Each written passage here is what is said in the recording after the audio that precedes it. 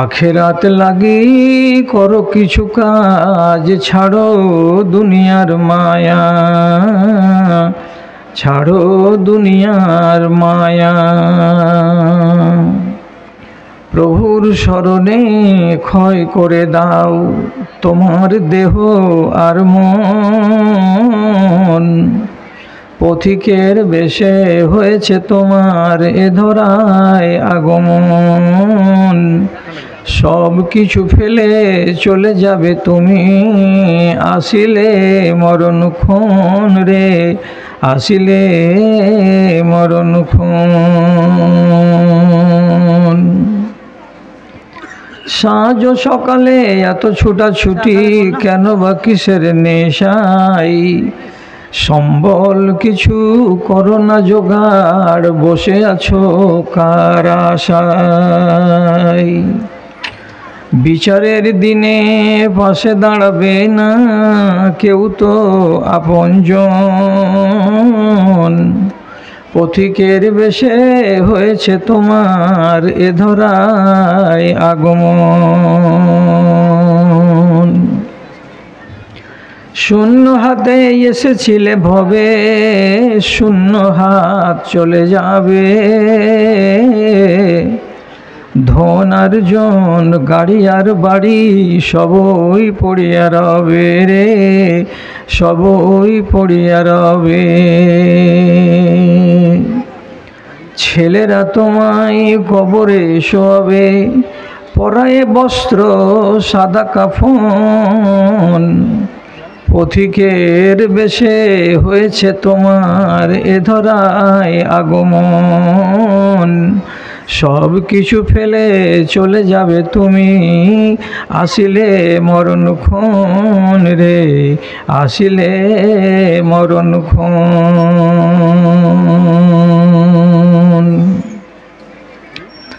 মাননীয় সভাপতি সাহেব, সমবেত পর্দার আড়ালে শান্তশিষ্টভাবে বসে থাকা অসংখ্য ও অগণিত আমার আদরের মা এবং বোনেরা, আল্লাহ তাআলার প্রথমে আমি শুকরিয়া আদায় করছি যে আমি এই মার্কাজ মাদ্রাসার জালসার জীবনে যতবার এসেছি পুরুষদেরকে সম্বোধন করে কথা বলেছি, মুখোমুখি বলেছি, সামনাসামনি বলেছি। এইবার মায়েদের জন্য বিশেষ করে আমাকে আমন্ত্রিত করা হয়েছে। তো এখানকার সিস্টেম আলাদা, অন্যান্য জায়গায় যেমনটা দেখেছি এবং করে এসেছি সেখানে আলাদা। বহু জায়গায় আমি মায়েদের জন্য অনুষ্ঠান করি, তো সেখানকার লোকেরা সামনে হয়তো বেড়া দেয় না। না দেওয়ার পিছনে কারণ হলো এই যে একটা দিনই জালসা, এখানে মা খালারা পর্দার সাথে বসে থাকবেন। আর 2 নম্বর কথা হলো যে আমি একটা বুড়া মানুষ, আমার বয়স হচ্ছে 65 বছর বয়স। সেই হেতু আমার সামনে হয়তো মা খালারা বসে থাকবে দ্বিধাহীন চিত্তে, তাতে অসুবিধা হবে না। তো এখানে সিস্টেমটা আলাদা। তা হোক, এখানে আমি অস্বীকৃতি জানাচ্ছি না, তো শুধু আপনাদের কাছে আমি আড়াল থেকে অনুরোধ করছি যে স্ক্রিনে আমাকে যে দেখতে পাচ্ছেন আমার দিকে কথার একটু নজরটা দেন, খেয়ালটা করুন কথার। আমি আপনাদেরকে অনেকগুলো কথা দিন সম্পর্কে শোনাবো। আপনি যদি গল্পতে ব্যস্ত থাকেন আপনার ডান দিকের সঙ্গে বাম দিকের সঙ্গে, তাহলে অনেকগুলো কথাকে আপনি হাতছাড়া করে দেবেন। সেই জন্য আপনাকে আমি বিশেষ অনুরোধ করে বলছি, বনে বনে আপোষের ভেতরে আপনারা মুখোমুখি করে বসে গল্প না করে আমি কি বলছি আমার কথাগুলোকে একটুখানি শুনেন মন দিয়ে, এবং এখান থেকে কিছু যদি শেখার থাকে তো ইনশাআল্লাহ আপনি শিখতে পারবেন অনেক কথা। সেটা হলো এই যে জন্মগত দিক দিয়ে মায়েরা এবং ভাইয়েরা এরা আলাদা নয়। সব এক। এবং কোরআন মাজিদের বিধিবিধান পুরুষদের জন্য যা, নারীদের জন্য তা। আপনাদের যখন জন্ম পদ্ধতিকে আর আমাদের জন্ম পদ্ধতিকে রব্বুল আলামিন এক করেছেন, তাহলে বিধান কেন আলাদা হবে?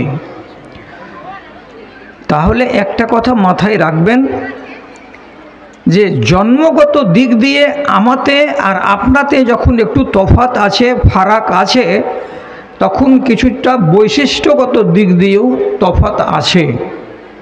সেটা আঙুলে গোনা কয়েকটা কথা, তাছাড়া সব এক, আলাদা কিছুই নয়। কেন?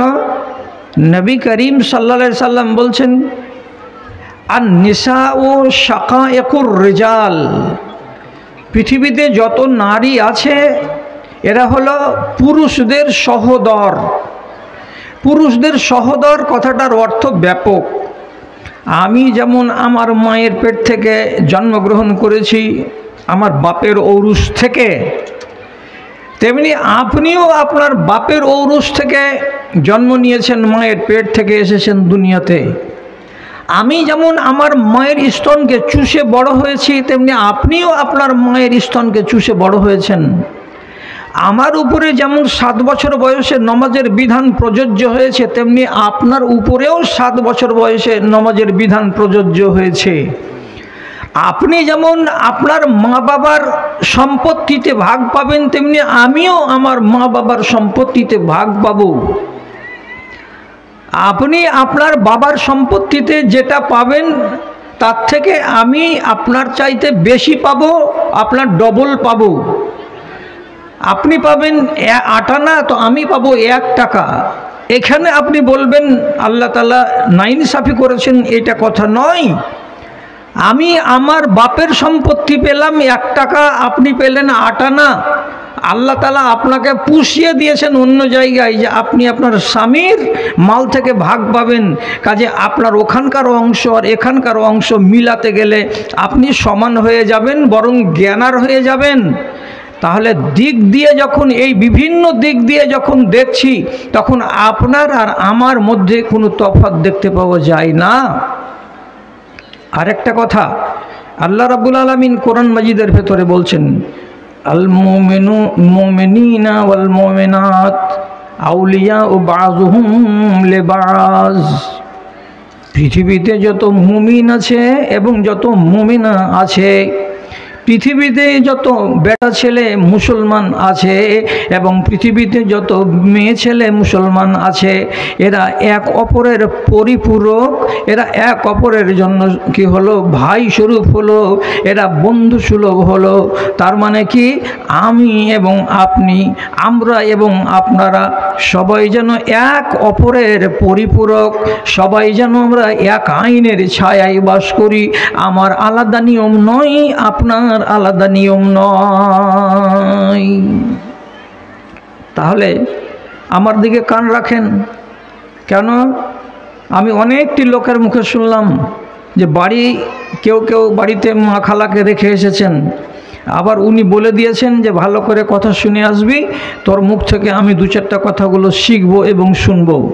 আপনার বাড়িতে যদি মা থেকে থাকে, আসতে না পেরে থাকে, আপনার মা আপনার মুখ থেকে শুনবে 2-1টা কথা। কাজে আপনি গল্পকে ছেড়ে দিয়ে আমার দিকে একটু লক্ষ্য করুন, একটু খেয়াল করুন যে আমি কি আপনাকে বলছি, যে আপনি একটু আলাদা আমার থেকে। কিসে আপনি আলাদা আমার থেকে? নজর দেন। 1 নম্বর বলছি আপনাকে, 1 নম্বর, আপনি আমার থেকে আলাদা। কি? রব্বে কারীমের নবী বলছেন, ইন্না হাযা আমরুন কাতাবাল্লাহু আলা বানাতে আদমা।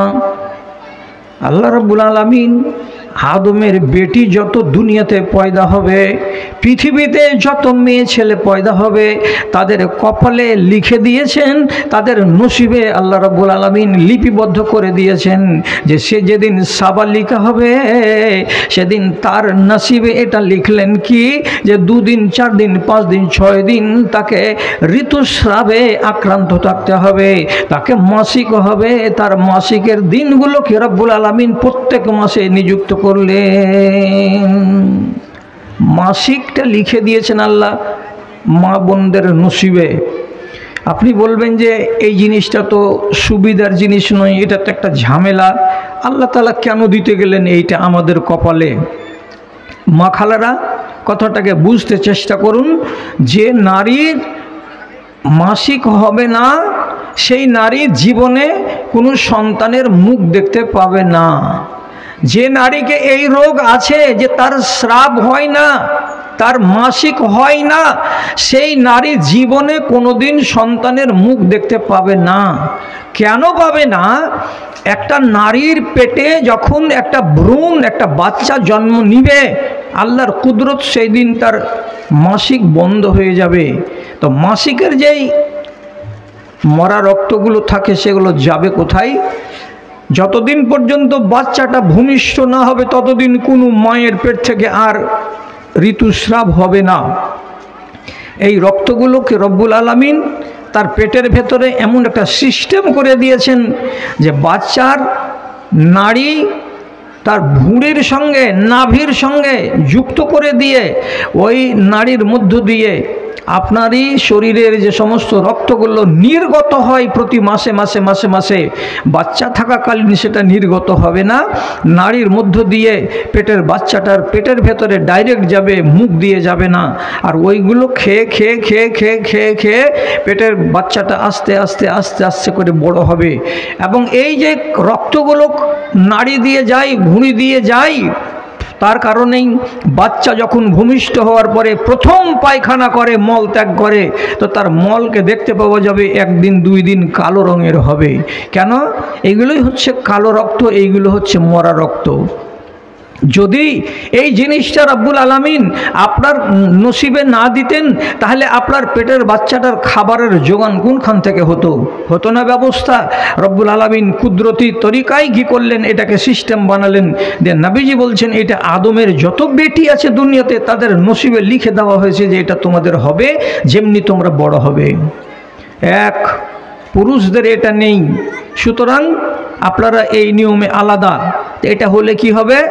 নম্বর ওয়ান, এক নম্বর কথা, ফালা ইয়াকরবান্না মসজিদি হাজা। কোনো রমণীর যদি ঋতু চলে আসে তাহলে সেই মেয়ে ছেলেটি ঋতুর অবস্থায় মসজিদে পা রাখতে পাবে না। রাসূলুল্লাহর স্ত্রী আয়েশা নবীজিকে এতেকাফে দেখতে যেতেন মসজিদে। তো যখন তিনি মাসিক অবস্থায় থাকতেন তখন তিনি বলছেন যে আমি জানালা দিয়ে রাসূলুল্লাহর সেবা করতাম, মাথাটাকে বাইরের দিকে রাসূলুল্লাহর আমি নুইয়ে নিতাম এবং আমার হাতের চিরুনি দিয়ে নবী করিম সাল্লাল্লাহু আলাইহি সাল্লামের মাথাকে আমি চিরুনি করে দিতাম। আমি মসজিদের ভেতরে যেতাম না। কেন যেতাম না? আমি ওই হালাতে তখন অনেক সময় কি থাকতাম, আমি মাসিকের অবস্থায় থাকতাম, আর মাসিকের অবস্থায় কোনো নারী মসজিদে যেতে পাবে না। তাহলে এটা আপনার জন্য একটা আলাদা বিধান, এগুলোর সাথে পুরুষেরা জড়িয়ে নেই। দুই নম্বর কথা, যে কটা দিন আপনার মাসিক হবে সে কটা দিন রব্বুল আলামিন আপনার উপর থেকে নমাজটাকে নামিয়ে দিয়েছেন, আপনি নমাজ পড়তে পাবেন না। যে কটা দিন ঋতু চলবে সে কটা দিন আপনি কোরআন মাজিদকে ইবাদতের জন্য তিলাওয়াত যেমন করে থাকেন আপনারা এবং আমরা, এই কোরআন মাজিদকে খুলে দিয়ে মিষ্টি মিষ্টি করে আঙুল লাগিয়ে লাগিয়ে আপনি তেলাওয়াত করবেন, এটা করতে পাওয়া যাবে না। কটা হলো? তিনটা হলো, তিনটা হলো।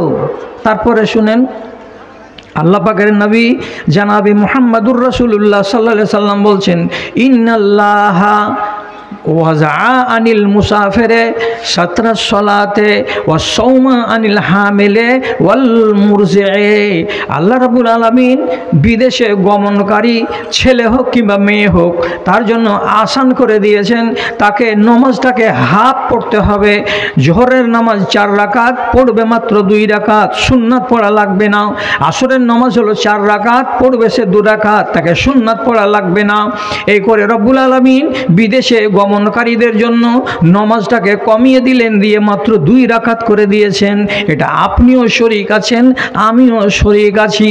তারপরে নবীজি বলছেন, যদি রমজান মাসের রোজা রাখার কালে কোনো মেয়ে ছেলে তার কোলে যদি বাচ্চা থাকে আর রমজানের রোজা করার কারণে তার স্তনে দুধ কমে যায়, আর দুধ কম হওয়ার কারণে বাচ্চাটা যদি খেতে না পায়, সারাটা দিন যদি কাউ কাউ করে কাঁদে, আর আপনি যদি বুঝতে পারেন রোজা করার কারণে আমার বাচ্চার দুধের অভাব হচ্ছে, তো রব্বুল আলামিনের নাই বলছেন, ও নারী দুগ্ধদাত্রী মা, তোমার উপর থেকে আল্লাহ রব্বুল আলামিন রমজানের রোজাটাকে নামিয়ে রেখেছেন, তুমি রোজা করিও না। যখন তোমার বাচ্চাটা বড় হয়ে যাবে তখন সুযোগ বুঝে তোমাকে কাজা করে নিতে হবে, তাছাড়া তুমি এখানে জরুরি নয় যে তোমাকে রোজা রাখতেই হবে। এক। 2 নম্বর কথা আবার কি বলছেন আল্লাহ রাব্বুল আলামিনের নবী, কোনো মেয়ে ছেলে যদি গর্ভবতী থাকে তো গর্ভ অবস্থায় মেয়ে ছেলেদেরকে প্রোটিন বেশি খেতে হয়, ভিটামিন বেশি খেতে হয়, শাকসবজি বেশি খেতে হয়। একটু ভালো করে না খেতে গেলে পেটের বাচ্চাটা পুষ্ট হয় না, পেটের বাচ্চাটা সুস্থ হয় না। তো যদি রমজান মাস পড়ে যাওয়ার কারণে আপনার খানা যে কমে যাবে, আর কমে যেতে গেলে শরীরটা যদি দুর্বল মনে হয়, তো দুর্বল শরীর হতে গেলে পেটের বাচ্চাটা কঙ্কাল হয়ে যাবে, দুর্বল হয়ে যাবে, এমন যদি ভয় থাকে মনের ভেতরে, তো রব্বুল আলামিনের নয় বলছেন তোমাকে রমজান মাসে রোজা রাখতেই হবে, জরুরি নয় তুমি রোজাটাকে ছেড়ে দিতে পারো।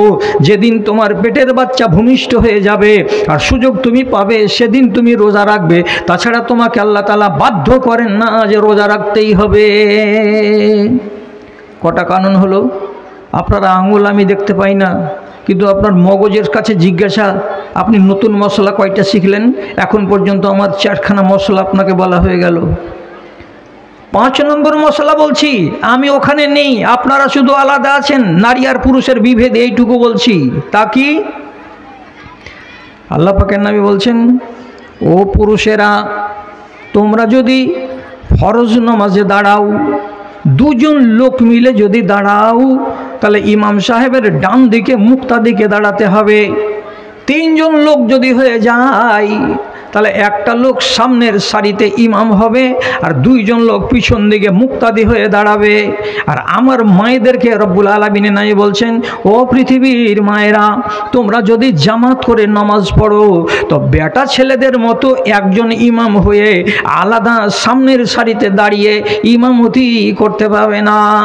তোমাকে এই রকম করে ইমামতি করতে হবে না, প্রথম লাইনের মাঝখানেই তোমাকে দাঁড়াতে হবে।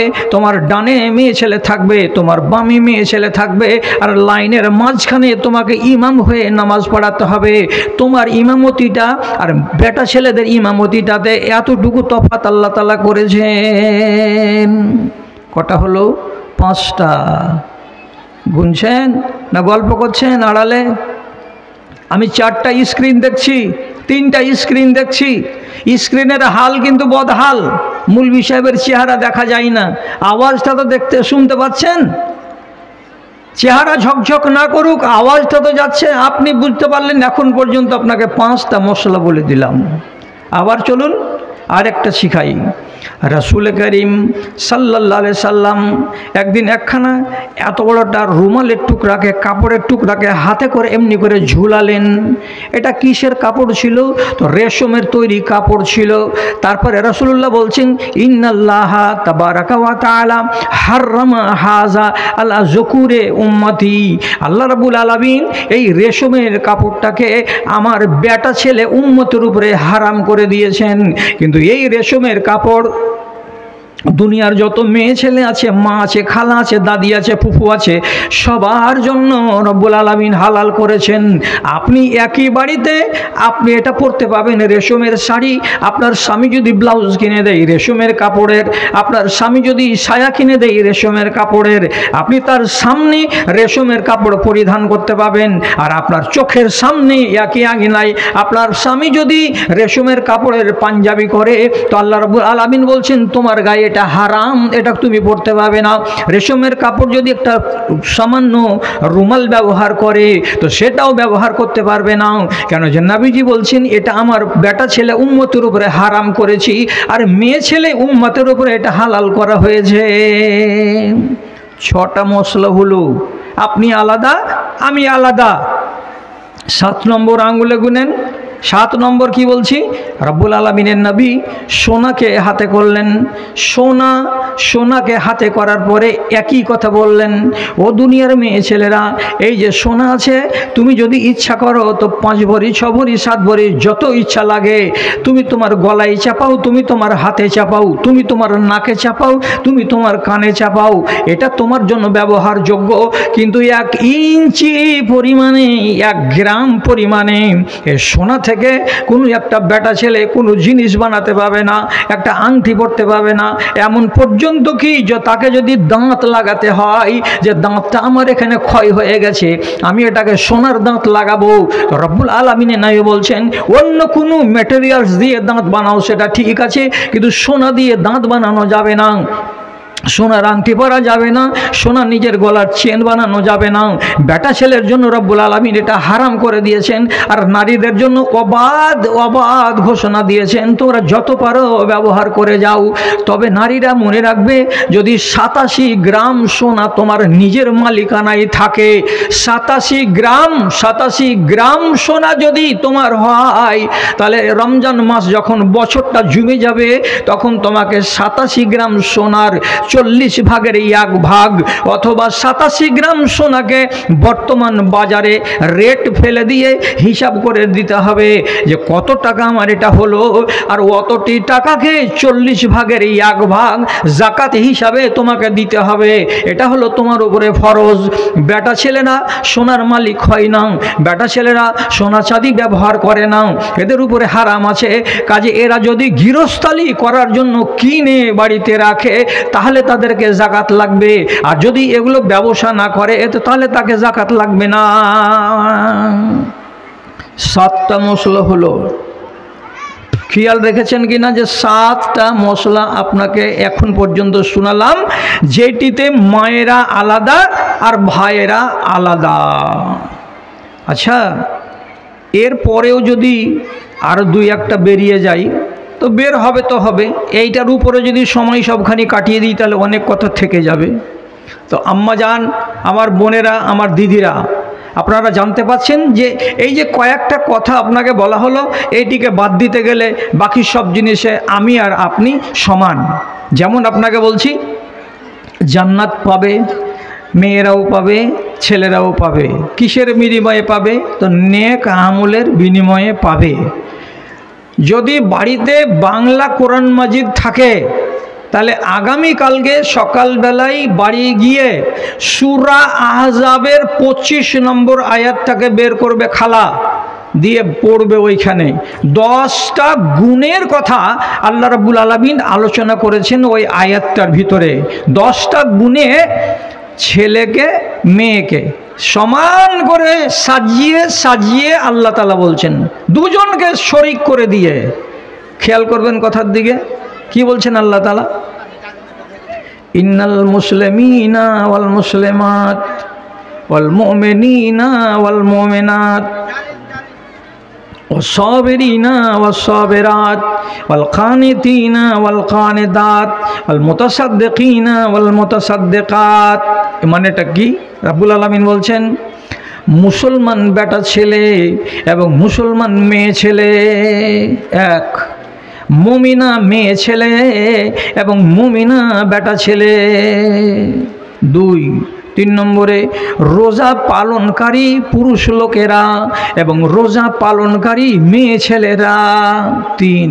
তারপরে অল্পতে সবুরকারী বেটা ছেলেরা আর অল্পতে সবুরকারী মেয়ে ছেলেরা 4।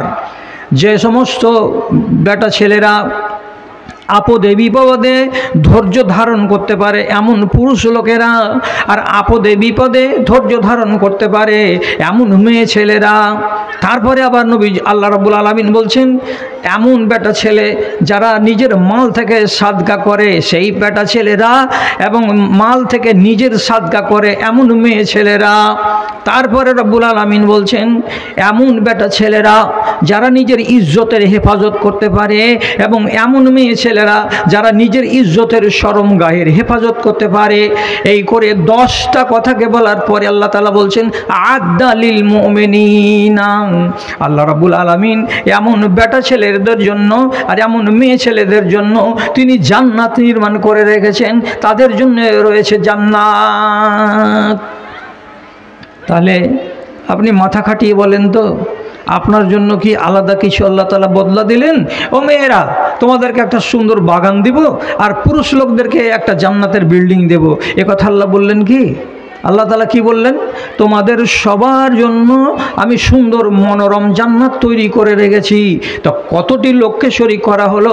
প্রত্যেক জায়গাতে রব্বুল আলামিন ছেলেকে আর মেয়েকে সমান সমান করে শরীক করে বললেন, মুমিন হও ছেলে, মুমিন হও মেয়ে, মুসলমান হও ছেলে, মুসলমান হও মেয়ে, ধৈর্য ধারণকারী হও ছেলে, ধৈর্য ধারণকারী হও মেয়ে, সাদকা করনেওয়ালা হও ছেলে, সাদকা করনেওয়ালা হও মেয়ে, রোজা পালনকারী হও ছেলে, তো রোজা পালনকারী হও মেয়ে, অল্পতে তুষ্টি অল্পতে রাজি হওয়া এমন স্বভাব গ্রহণকারী হও ছেলে, আর এমন স্বভাব গ্রহণ করা হও মেয়ে। তোমরা আল্লাহর পথে খরচ করা পুরুষ হও এবং তোমরা আল্লাহর পথে খরচ করা নারী হও। তোমরা পুরুষরা তোমাদের নিজের লজ্জাস্থানের হেফাজতকারী হও এবং তোমরা মায়েরা তোমাদের নিজের লজ্জাস্থানের হেফাজতকারী হও। তো তোমাদের এমন নারী আর পুরুষের জন্য আল্লাহ তাআলা সমানভাবে বলছেন তোমাদের জন্য জান্নাত তৈরি করা আছে। তাহলে বদলাতে আমি আর আপনি সমান সমান, একটুও কম বেশি নেই, একটুও কম বেশি নেই। ভালো করে হুঁশ করে বলেন তো, এ মজলিসে তো আপনারা 5-6 হাজার মেয়ে ছেলে আছেন, রাতের বেলায় তো তাহাজ্জুদের নামাজ অনেক কেউ পড়েন। আপনি বলতে পারবেন তাহাজ্জুদের আগে যে দুয়াটি আপনাকে বলতে হয়, বেটা ছেলেকে কি বলতে হয় না? ওযু করার পরে যে আপনাকে বলতে হয় সুবহানাল্লাহ 10 বার, আস্তাগফিরুল্লাহ 10 বার, সুবহানাল্লাহি ওয়া বিহামদিহি 10 বার, আল্লাহুম্মা ইন্নী আউযু বিকা মিন যিকিদ দুনিয়া ওয়া যিকি ইয়াউমাল কিয়ামা 10 বার। তারপরে আপনাকে কি বলতে হয়? আশহাদু সুবহানাল্লাহি ওয়া বিহামদিহি সুবহানাল্লাহিল আযীম পড়তে হয় 10 বার। তারপরে বলতে হয় আস্তাগফিরুল্লাহ আস্তাগফিরুল্লাহ আস্তাগফিরুল্লাহ, কয়বার? তো 10 বার। তারপরে আপনাকে 8 রাকাত নামাজ পড়তে হয়, 3 রাকাতে বেতর পড়তে হয়। ঠিক এই রকম করেই বেটা ছেলেকে ওই 10টা করে দোয়াগুলো বলতে হয়। আবার তাকে 8 রাকাত নামাজ পড়তে হয় এবং 3 রাকাত বেতরের নামাজ পড়তে হয়। তাহলে আপনার যেটা তাহাজ্জুদের নামাজ, সেটা আমার তাহাজ্জুদের নামাজ। আপনার নামাজে আর আমার নামাজে কোনো তফাৎ নাই, আছে? নেই, তফাৎ নেই। ভালো করে বুঝেন, কোনো তফাৎ নেই।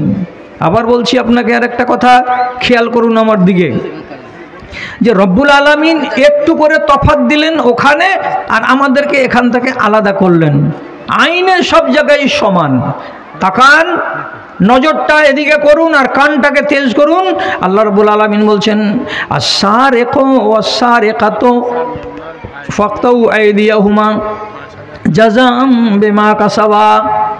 একটা পুরুষ লোক যদি চুরি করে আর একটা মহিলা যদি চুরি করে, তো পুরুষ লোক যদি চুরিতে ধরা পড়ে যায়, তো তাহলে তার বাম হাতখানাকে কবজি পর্যন্ত কেটে দাও। একটা মেয়ে ছেলে যদি ধরা পড়ে যায়, তাহলে আল্লাহ রাব্বুল আলামিন তারও ব্যাপারে বলছেন, ওই মহিলার চুরি যদি ধরা পড়ে যায়, তো তাহলে তার বাম হাতখানাকে কবজি থেকে কেটে দাও। কোনো মানুষ যদি বলে, ও ভাইজানেরা শুনেন শুনেন শুনেন, মেয়ে ছেলেটার কবজি পর্যন্ত কাটিয়েন না, এ বেচারি বেটি ছেলে পরের বাড়ি যাবে, সংসারে কাজকর্ম করবে, তো যদি হাতটাকে কেটে দেওয়া যায় তো কাজ করতে পারবে না। আল্লাহর কোরআন বলছে না রে না, ওগুলো দেখার কথা নয়, সমানভাবে আল্লাহর আইন প্রযোজ্য হবে। হাত যদি বেটা ছেলের কাটা যায়, তো হাত মেয়ে ছেলেরও কাটা যাবে। দেখলেন, শাস্তিতে কি আপনি আলাদা আর আমি আলাদা? আমি পুরুষ লোক বলে আমাকে আল্লাহ তাআলা খুব মর্যাদা দিয়ে দিলেন, আর আপনি নারী বলে আপনাকে আল্লাহ তাআলা একবারে ঘাটিয়া মনে করে যাহা ইচ্ছা তাহাই ব্যবহার করতে বললেন। এটা করেছেন কি? আল্লাহ তো করলেন না। আবার রব্বুল আলামিন অন্য জায়গায় কানুন শিখাচ্ছেন আমাকে আর আপনাকে, কি? আয-যানিয়াতু ওয়াজ-যানি ফাজলিদু কুল্লা ওয়াহিদিম মিনহুমা মিআত জালদা। যদি কোনো মেয়ে ছেলে ব্যভিচারে ধরা পড়ে যায়, যদি কোনো বেটা ছেলে পুরুষ লোক যদি ব্যভিচারে ধরা পড়ে যায়, তো রব্বুল আলামিন বলছেন মহিলাকে 100 কোড়া লাগাতে হবে আর ছেলেটাকেও 100 কোড়া লাগাতে হবে। বিবাহ হওয়ার আগে ছেলে আর মেয়ে অবৈধ সম্পর্কে যদি ধরা পড়ে যায়, তাহলে কোরআন বলছে ছেলেটাকেও 100 কোড়া মারো আর মেয়েটাকেও 100 কোড়া মারো। আপনি খেয়াল করুন কথার দিকে, আল্লাহর শাস্তির বিধানেও আপনার আর আমার কোনো তফাৎ নেই। 100 কোড়া পুরুষ তো 100 কোড়া নারী। আবার রব্বুল আলামিন বলছেন এই দুজনকে মারার কালে গ্রামের কোনো একটা মেন জায়গাতে নিয়ে যেতে হবে। ওয়ালিয়াশহাদ আযাবাহুমা তাইফাতুম মিনাল মুমিনিন। সেদিন কোড়া মারবার কালে একবার ছেলেটাকে যখন মারা হবে আলাদা আর মেয়েটাকে যখন মারা হবে আলাদা, তখন ওই সময় গ্রামের যেন 100, 150, 200টা ছেলে আর মেয়ে ওই তামাশাকে দেখার জন্য হাজির হয়। কেন হাজির হয়েছে তোমরা? তো বলবে উমুকের বেটা মুখ পুড়িয়েছে, তার জন্য তাকে শাস্তি দেওয়া হবে। ওই শাস্তিটাকে দেখার জন্য আমরা জমা হয়েছি এবং আল্লাহ তাআলা বলছেন তোমরা হাজির হও, তোমরা সাজাটাকে দেখো। এবার ছেলেটাকে 100 কোড়া মারা হলো, 1, 2, 3, 4, 5, 6 করে। ছেলেকে মারবার বেলা তখন লোকে যদি বলে এই পুরুষ লোক আছে, একে ঠাঠা আর চামড়া তুলে দেয়, এমন করে মার যে আর আক্কাল যেন গুড়ুম হয়ে যায়, এরকম করে পুরুষটাকে মারতে বলা হয়েছে, এরকম কথা নয়। যেটা নিয়ম অনুযায়ী ওকে মারো, মারো তো মারো, ঠিক করে মারো। তারপরে আল্লাহ তাআলা বলছেন ওয়ালা তাখুযু বিহিমা রাফাতুন ফি দীনিল্লাহি। মারবার কালে কোনো পুরুষ লোক যেন এসে আহা না করে, আরে এত জোরে মারিস না রে, একটু আস্তে করে মার রে, আজ ওর তো কাল তোরও হতে পারে, মারিস না এত জোরে, ধীরে ধীরে মার রে, এমন কথা বলা চলবে না। যে হারে মারছে ওকে মারতে দাও, ওকে মারতে দাও, একটা একটা করে গুনে গুনে গুনে গুনে 100 কোড়া ওকে মারতে দাও। এবার মেয়ে ছেলেটির পালা এলো। মেয়ে ছেলেটিকে যখন মারা যাবে তখন একটু তফাৎ হবে কি, যে মেয়ে ছেলেকে খাড়ো করে কোড়া মারা যাবে না। কি বুঝলা? ও আমেনা, ফতেমা, রহিবা, মাস্তারা, রিজিয়া, সুলতানা, তোমরা কি করছো গো? কথা শুনছো কি শুনো না গো? সকালবেলায় খবর নিব যে কিছু জ্ঞান পেলে কে পেলে না। মেয়ে ছেলেকে মারবার কালে পুরুষদের মতো দাঁড়িয়ে থাকা অবস্থাতে তাকে মারা যাবে না। মেয়েদেরকে মারতে হবে কি করে? তাকে বসিয়ে মারতে হবে। কথা বুঝতে পারা গেল? বসিয়ে। আর কি, ওর গায়ে ওড়নিটাকে মজবুত করে বেঁধে দিতে হবে, মাথাটাতে ওড়নিটাকে সুন্দর করে গিট লাগিয়ে দিতে হবে। দরকার হলে কাঁধের উপরে যে ওড়নিটা আছে সেটার এদিক থেকে ওদিকে পেঁচিয়ে দেওয়ার পর সেখানে গিট মেরে দিতে হবে আর তাকে বসা অবস্থায় মারতে হবে। কেন? যখনই লোকটা কোড়া মারবে জোর করে সপাত করে যখন পিঠের উপরে একটা কাঁচা কঞ্চির বাড়ি পড়বে, তখন মাগে বলে যখন তাড়াতাড়ি করে হাত তেমনি করে পিছন দিকে উঠাতে যাবে, তখন হতে পারে তার শরীরের কাপড়টা এদিক থেকে ওদিক হয়ে যেতে পারে, হতে পারে তার শরীরটা তখন দুলতে পারে। আর শরীর যদি দোলে হেলে আর কাপড়গুলো যদি এদিক থেকে ওদিক হয়ে যায়, তো ওখানে যতগুলো দর্শক আছে তারা মারের দৃশ্য দেখার সাথে সাথে একটা নারীর আবরুকেও তারা দেখে নিবে। তার জন্য এটা নিয়ম করা হয়েছে কি, মেয়েদেরকে 100 কোড়াই মারতে হবে, দয়া করা যাবে না, কনসেশন করা যাবে না। আর মারবার কালে তাকে শুধু বসিয়ে মারতে হবে, এটাই হলো তফাৎ, এছাড়া কোনো তফাৎ নাই। কি বোঝা গেল? আপনি আলাদা আর আমি আলাদা। কি আল্লাহর কানুনের কাছে আমি যা, আপনিও তা। তবে হ্যাঁ, একটা কথা ওই আজ্ঞার কথার সঙ্গে আপনি জুড়ে নেবেন। সেটা কি? নবী করিম সাল্লাল্লাহু আলাইহি সাল্লাম একদিন পর্দার আড়াল থেকে এমনি করে হাত বাড়িয়ে চাইলেন কোনো একটা জিনিস, এটা দিবে গো, কোনো একটা জিনিস রসুলুল্লাহ চাইলেন। তো রসুলুল্লাহকে ওই জিনিসটা দেওয়ার জন্য আড়াল থেকে আরেকখানা হাত এরকম করে ওই জিনিসটাকে ধরে পর্দার আড়াল থেকে এই করে বাহির করে দিচ্ছে। তো রসুল তখন ওই হাতখানাকে দেখে বলছেন, জিজ্ঞাসা করে বলছেন, আহাযিহি ইয়াদু রাজুলিন আও ইয়াদু ইমরাতিন, এই যে হাতখানাতে তুমি আমার দিকে জিনিসটাকে বাড়িয়েছো, এই হাতখানা কার? এটা পুরুষ লোকের হাত না কোনো মেয়ে ছেলের হাত? আড়াল থেকে জবাব এলো, এটা একটা মেয়ে ছেলের হাত। তার মানে কি, নবীজি আমি হলাম একটা মেয়ে ছেলে, আপনি চেয়েছেন জিনিসটা, তার জন্য আপনার দিকে এটাকে আমি বাড়িয়ে দিয়েছি, আমার হাত থেকে আপনি গ্রহণ গ্রহণ করুন। আল্লাহ পাকের নবী যখন জিজ্ঞেস করলেন এটা পুরুষ লোকের হাত না এটা মেয়ে ছেলের হাত, তো মেয়ে ছেলেটি উত্তর করে বলছে এটা হলো মেয়ে ছেলের হাত। তো দেখলেন হাতটা, এই যে হাতের তালুটা, আমরা পুরুষ লোক তো একদম ফ্যাকাশে সাদা, কোনো কিছুই নেই। মেয়ে ছেলেটির হাত পুরুষ লোকের হাতের মতো একবারে ফ্যাকাশে, কোনো কিছুই নেই। তখন নবীজি ওই মেয়ে ছেলেটিকে বলছেন, সামনাসামনি বলছেন কি, গাইরুহা বিলহানা এ, ও মেয়ে ছেলে তুমি যে একটা রমণী, তুমি যে একটা নারী, তো তোমার হাতখানা পুরুষ লোকের হাতের মতো কেন হয়ে আছে? পুরুষ লোকের হাতটা হবে ফিকা আর তোমাদের হাতটা হবে রঙিন। এর মানে কি, হেনা দিয়ে মানে মেহেদি দিয়ে কিংবা জাফরানের রং দিয়ে তোমার হাতখানাকে সুন্দর করে সাজিয়ে রাখো। কেন? এটা দেখতে ভালো লাগবে, আর যে জিনিসটা তোমার স্বামীকে দেখতে ভালো লাগবে সেই জিনিসটা তোমার স্বামীর মনে আনন্দ দেবে। আর এটা যদি তুমি সেজে গুজে থাকতে পারো তো তোমার প্রতি তোমার স্বামীর মায়া মোহাব্বত বেড়ে যাবে। অতএব নিজের হাত দুখানাকে পুরুষ লোকের মতো করে ফ্যাকা করে রেখে দিও না। কি জানলে, আমরা পুরুষরা হাতে মেহেন্দি লাগাতে পাবো না, জাফরান লাগাতে পাবো না, আর তোমরা মহিলারা তোমাদের নিজের হাতে পায়ে তোমাদের ঠোঁটে তোমরা রং লাগাতে পারো, কিন্তু পালিশ লাগাতে পারো না। পালিশ মানে কি, নেল পালিশ বা নখ পালিশ। নখ পালিশ যদি নখে দিয়ে দাও তাহলে ওর উপর একটা আস্তরণ পড়বে, আর আস্তরণ পড়ে যেতে গেলে তোমার অজু করার পানি ওখানে ঢুকবে না, অতএব তোমার অজু শুদ্ধ হবে না, তোমার নমাজও শুদ্ধ হবে না। কাজে মুসলমান বেটি ছেলেরা কেউ যেন নখ পালিশ ব্যবহার না করে। নখ পালিশ ব্যবহার করা মুসলমান নারীদের জন্য জায়েজ নয়, এটা কথা মাথায় রাখবে। তারপর কি, মেহেদির রং ঠিক আছে লাগাও। কিছু মেয়ে ছেলে বলে যে রসুলুল্লাহ মেহেদির রং দাড়িতে দিয়েছিল, তো আমি পায়ে কেমন করে দিব? এটা কথা। কে বললো যে রসুলুল্লাহ মেহেদির রং দাড়িতে দিয়েছিলেন বলে এই মেহেদি তোমাকে পায়ে লাগাতে হবে না? এই বিরেলিদের ভিতরে একটা কথা আছে কি, যে হযরত হুসাইন ও ইয়ার মাটিতে, কারবালার মাটিতে পানি পানি পানি পানি করে পানি পান করতে পারেননি, পিপাসিত অবস্থাতে মরে গেছেন। তার জন্য কারবালা যেতে গেলে 8 দিন যদি থাকে তো পানি পান করবে না। যে কেন পানি পান করবে না? ইস্তিনজা করবে না। ইস্তিনজা কেন করবে না? তো বলছে যেই পানিটা পানির জন্য হযরত হুসাইন মরে গেছেন, সেই পানিকে আমি আমার লজ্জাস্থানে লাগাবো কিসের জন্য? বেইজ্জতি করার। তো কে বললো তোকে এত বড় মুমিনের বেটা মুমিন হতে?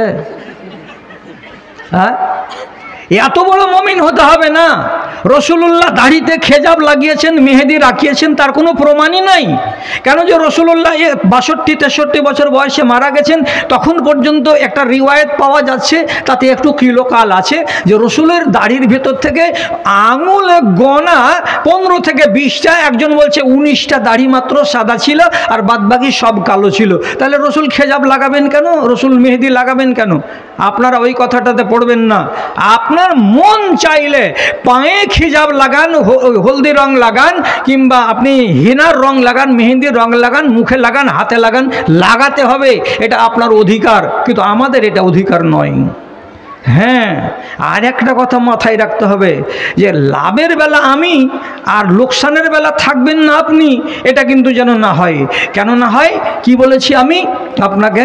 চোখে সুরমা লাগাতে পারে রমণীরা, যদি তারা ফেয়ার অ্যান্ড লাভলি লাগায়, নিজের চেহারাটাকে, গালটাকে, কপালটাকে উজ্জ্বল করে দেয়, ভিকো টারমারি লাগাই, আর লাগাবার পরে যদি চোখে মুখের রংটাকে উজ্জ্বল করে দেয়, তাও করতে পারে। নিজের ঠোঁট দুটোকে যদি লাল রঙের রং দিয়ে সুন্দর সুন্দর গোলাপ ফুলের মতো করে দেয়, তো তাও সেটা লাগাতে পারে। সে যদি মনে করে হাতকে রঙাবো, হাতকে রঙাতে পারে। সে যদি তার হাতে চুড়ি পরে 3টা 4টা 5টা 6টা, সেটাও সে পরতে পারে। জিনাত যাতে হবে, যেটাতে জিনাত মানে কি সৌন্দর্য বৃদ্ধি পাবে, এটা যে কোনো জিনিস তোমার জন্য জায়েজ করা আছে, তুমি এটা করতে পারো। কিন্তু আল্লাহ রাব্বুল আলামিন বলছেন, ওরে জিনাত গ্রহণকারী মেয়ে ছেলেরা, একটা কথা মাথায় রাখো। কি কথা? ওয়ালা ইউবদিনা জিনাতাহুন্না ইল্লা লিবুলাতিহিন্না ইলা আখিরিল আয়াতে। তোমার লাল লাল ঠোঁট এটা করা ঠিক আছে, কিন্তু দেখতে পাবে কারা? তোমার সুন্দর সুন্দর হাতের তালুগুলো রং করা আছে মেহেদি দিয়ে, কিন্তু দেখবে এটা কারা।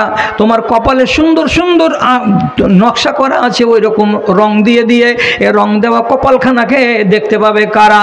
এই ব্যাপারে আপনাকে সজাগ হতে হবে।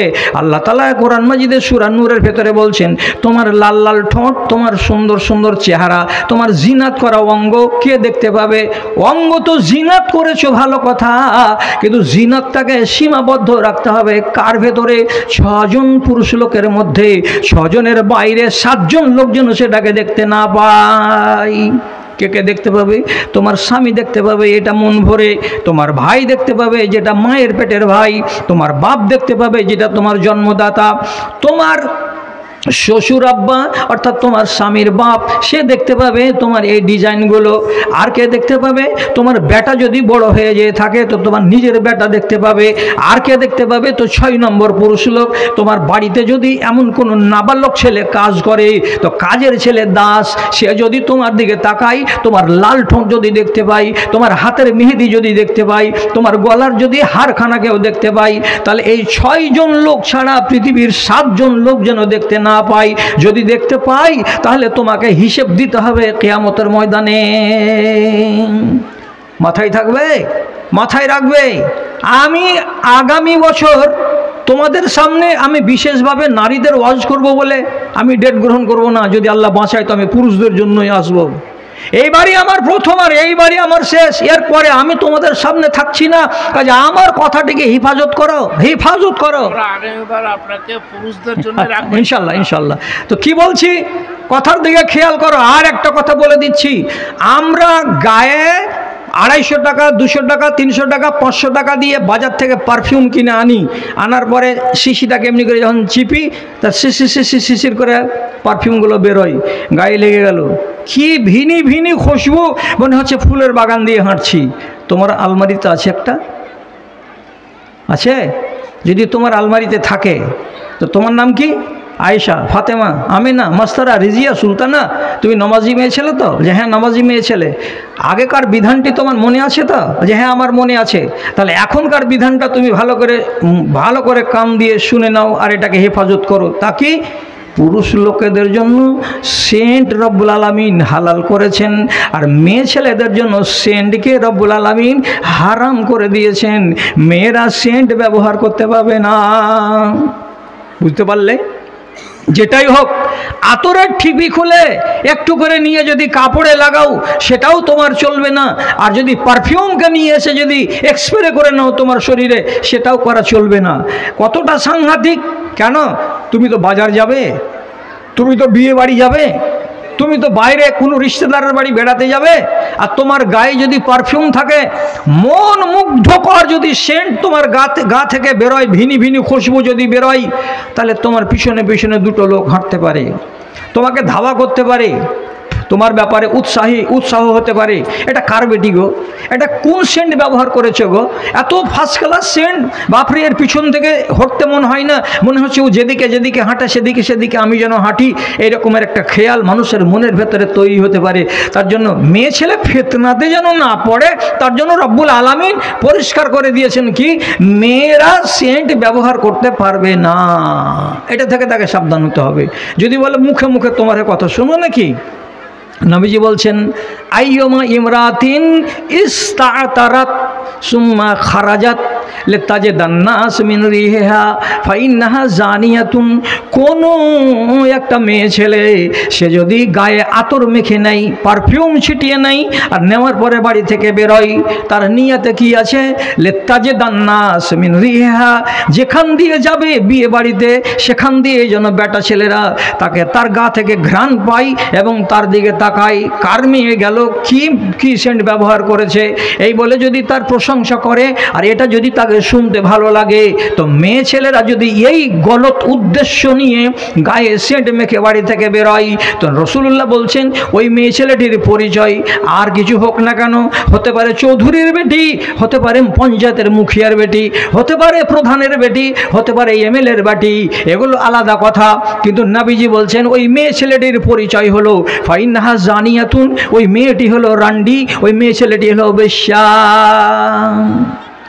ভালো করে বুঝো, আতর সেন্ট ব্যবহারকারী মেয়ে ছেলেকে আল্লাহ পাকের নবী বলছেন কি এটা বেশ্যা। তাহলে আমি মুসলমানের বেটি হয়ে রাসূলুল্লাহর সার্টিফিকেট নিব পকেটে কি যে আমি বেশ্যা? না, জীবনে এই কাজ আমি করতে যাব না।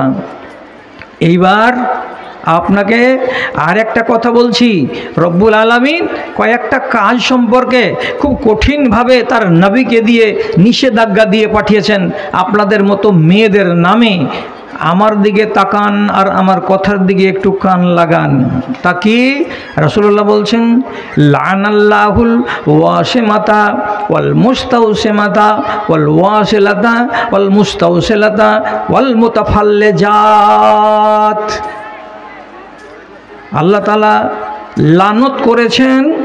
লানত করেছেন কয়েক রকমের মেয়ে ছেলের উপরে। কে কে মেয়ে ছেলেগুলো? আঙুলে গুনেন কে কে মেয়ে ছেলে? যেই মেয়ে ছেলেরা নিজের লম্বা লম্বা চুল পেয়ে তার সবুর হলো না, এতটুকুনি কেন আমার চুলগুলো এত লম্বা যেন হয় যে আমার নিতম্ব পর্যন্ত ঝুলে থাকে, পিছন দিক পর্যন্ত ঝুলে থাকে, তাহলে আমাকে দেখতে বড্ড সুন্দরী মনে হবে।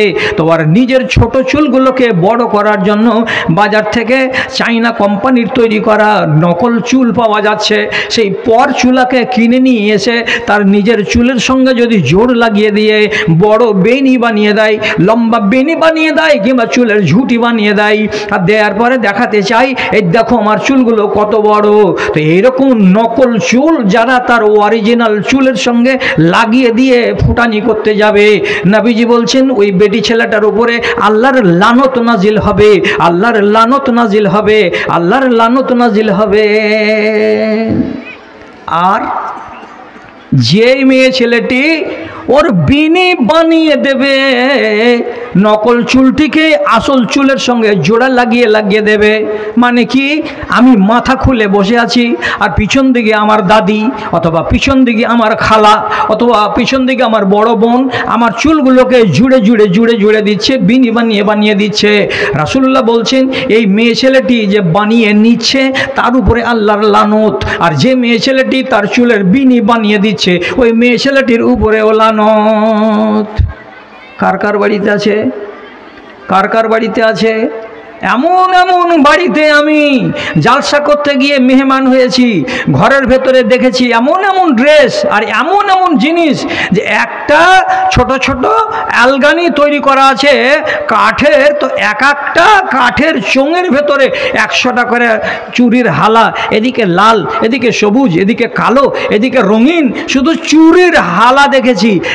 এমনও বাড়ি দেখেছি যেই বাড়ির ভেতরে শুধু মা বোনদের সাজসজ্জার সামানগুলো কাঁচের আলমারির ভেতরে সাজানো আছে, তো এক ডালি হবে, এক ডালি যদি দেখা যায় গুনে গুনে তো সাজানো আছে। তো সেখানে চুলও দেখেছি আমি, এই পর চুলা যাকে বলা হয়, এত ফাইন এত সুন্দর এত দেখতে ভালো যে বাজার থেকে যদি একটু টাকা দিয়ে কিনে আনা যায় তো যত বড় কিনতে চাইবে তত বড় বাজারে কিনে পাওয়া যাবে।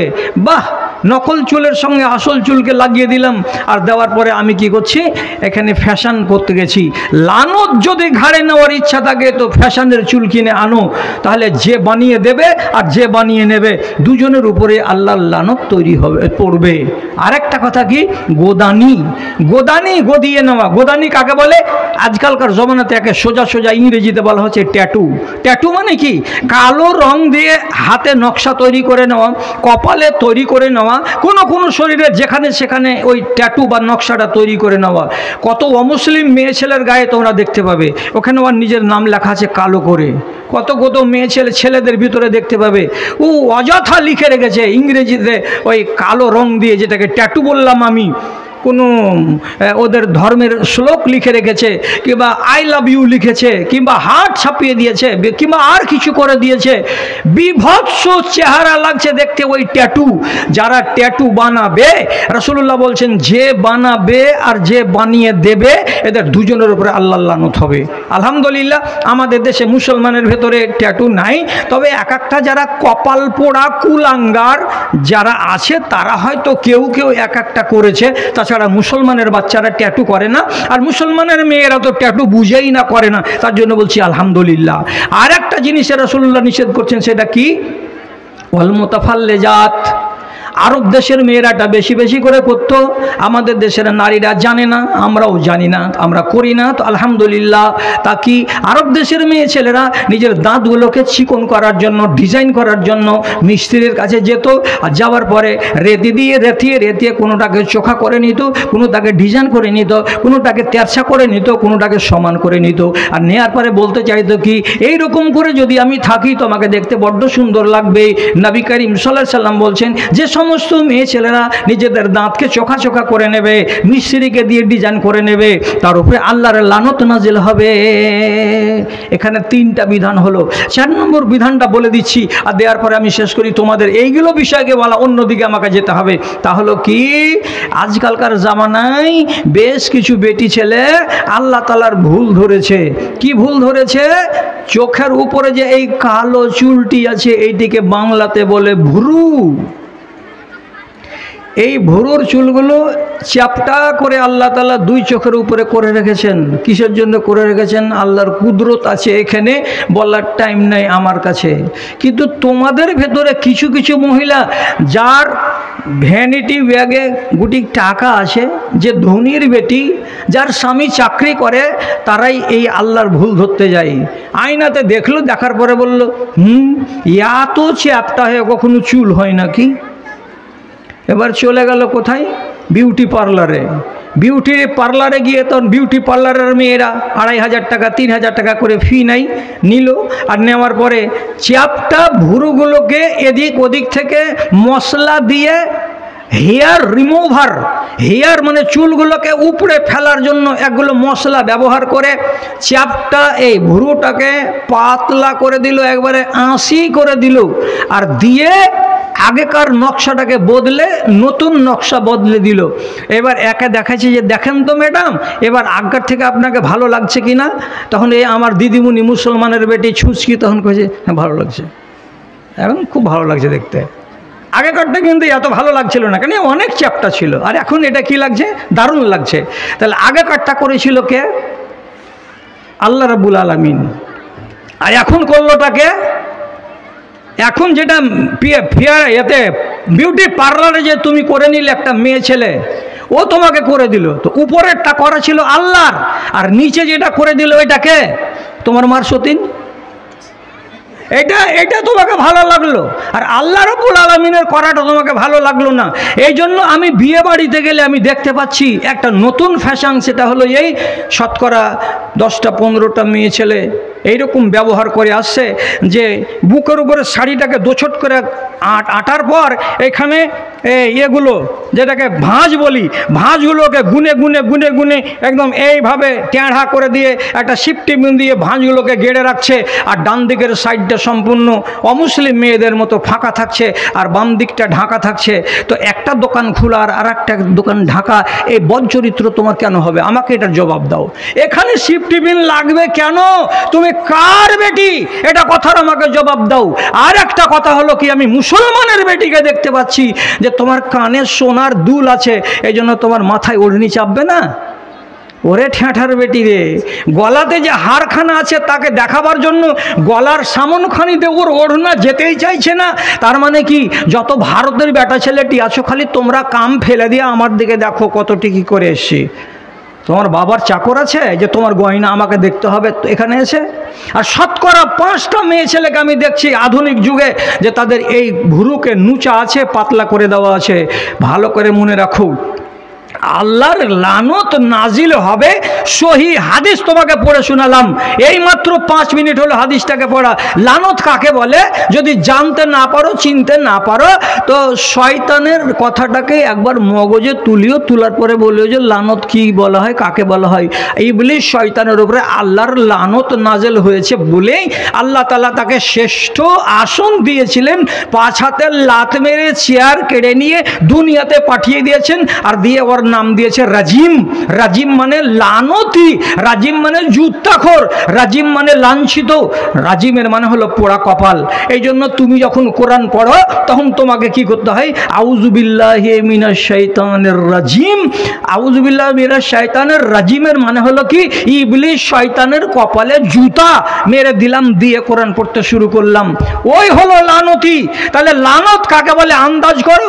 তোমার যদি ভ্রু মুছে নেওয়া থাকে আর আল্লাহর ভুল ধরে থাকো আর দিয়ে তুমি পাতলা করে থাকো, তো তোমার উপরে আল্লাহর পক্ষ থেকে জুতা, তোমার উপরে আল্লাহর পক্ষ থেকে লাঞ্ছনা গঞ্জনা নাজিল হবে। এটা হালাল আল্লাহ রাব্বুল আলামিনের পক্ষ থেকে। তো তুমি নিজে বেশি ডিজাইন করতে গিয়ে মেতে উঠিও না। এবার এখন পর্যন্ত আমি রাত 10টার সময় কথা বলতে আরম্ভ করে 11টা বাজতে আর 4 মিনিট দেরি আছে, এতটি কথা বললাম। এগুলো থেকে তুমি যেটি তোমাকে ছাড়তে বললাম সেইটি তুমি ছেড়ে দেবে, যেইটি তোমাকে ধরতে বললাম সেইটি তুমি ধরে নেবে। হয়ে গেল তো কথা। যে কটা তোমাকে ছাড়তে বলেছি সে কটা তুমি ছেড়ে দেবে, আর যে কটা তোমাকে ধরতে বলেছি সে কটা তুমি ধরে নেবে।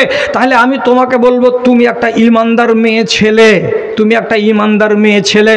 তাহলে এইবার আমি আদবের সাথে আপনারা আমার এই 3টা স্ক্রিনের সামনে বসে আছেন 5 থেকে 10,000 8,000 মেয়ে ছেলে, আপনারাকে আমি যারা মায়ের তুল্য আপনাকে আমি মা বলে ডাকছি, যারা আমার বেটি তুল্য তাদেরকে আমি বেটি বলে ডাকছি। একটা কথার প্রতি তোমরা আমার সাথে সহমত পোষণ করো এবং আমার মতো একটা বয়স্ক মানুষের কথাটার প্রতি সম্মান দাও। তাহলে এই তুমি যদি মুমিনা মেয়ে ছেলে হয়ে বাঁচতে চাও, তাহলে তোমার নিজের ভাইয়ের বিয়ে হতে গেলেও যেদিন বরযাত্রী যাবে ধুলিয়ান বাজারে গরুর হাটে তোমার ভাইয়ের বিয়েতে, সেই দিন তুমি বরযাত্রী সেজে গাড়িতে উঠতে যেও না, বরযাত্রী হতে যেও না, তোমাকে নিষেধ করলাম। তুমি আমার বোন, তুমি আমার মা, তুমি আমার খালা।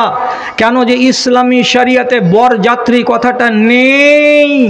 তোমার বাপ আর তোমার ভাই যদি গায়ে জোরে তোমার ভাইয়ের বিয়েতে 100 জন লোক নিয়ে যায়, তারা পাপ করবে, করতে দাও, কিন্তু ওই বরযাত্রীদের ভিড়ে তুমিও ঢুকে যাবে যে আব্বা আমিও যাব, আর তোমার ছোট বোন বলবে আব্বা আমিও যাব, তোমার চাচাতো বোন বলে আমিও যাব, তোমার মামাতো বোন বলে আমিও যাব, এই করে যে আমিও যাব করে বরযাত্রী যাবে তোমরা এইখান থেকে। আল্লাহর কসম তুমি মন্দ কাজে নিজেকে জড়িত করে নিলে, ওরাকে যদি কিয়ামতের দিন কৈফিয়ত দিতে হয় তো তোমাকেও কিয়ামতের দিন কৈফিয়ত দিতে হবে। তুমি গেলে কেন নিষেধ করলাম তোমাকে? বরযাত্রীদের যাওয়া আর বিয়ে বাড়িতে ভিড়, ওখানে ইজ্জতের সত্যানাশ হয়ে যায়, সত্যানাশ হয়ে যায়।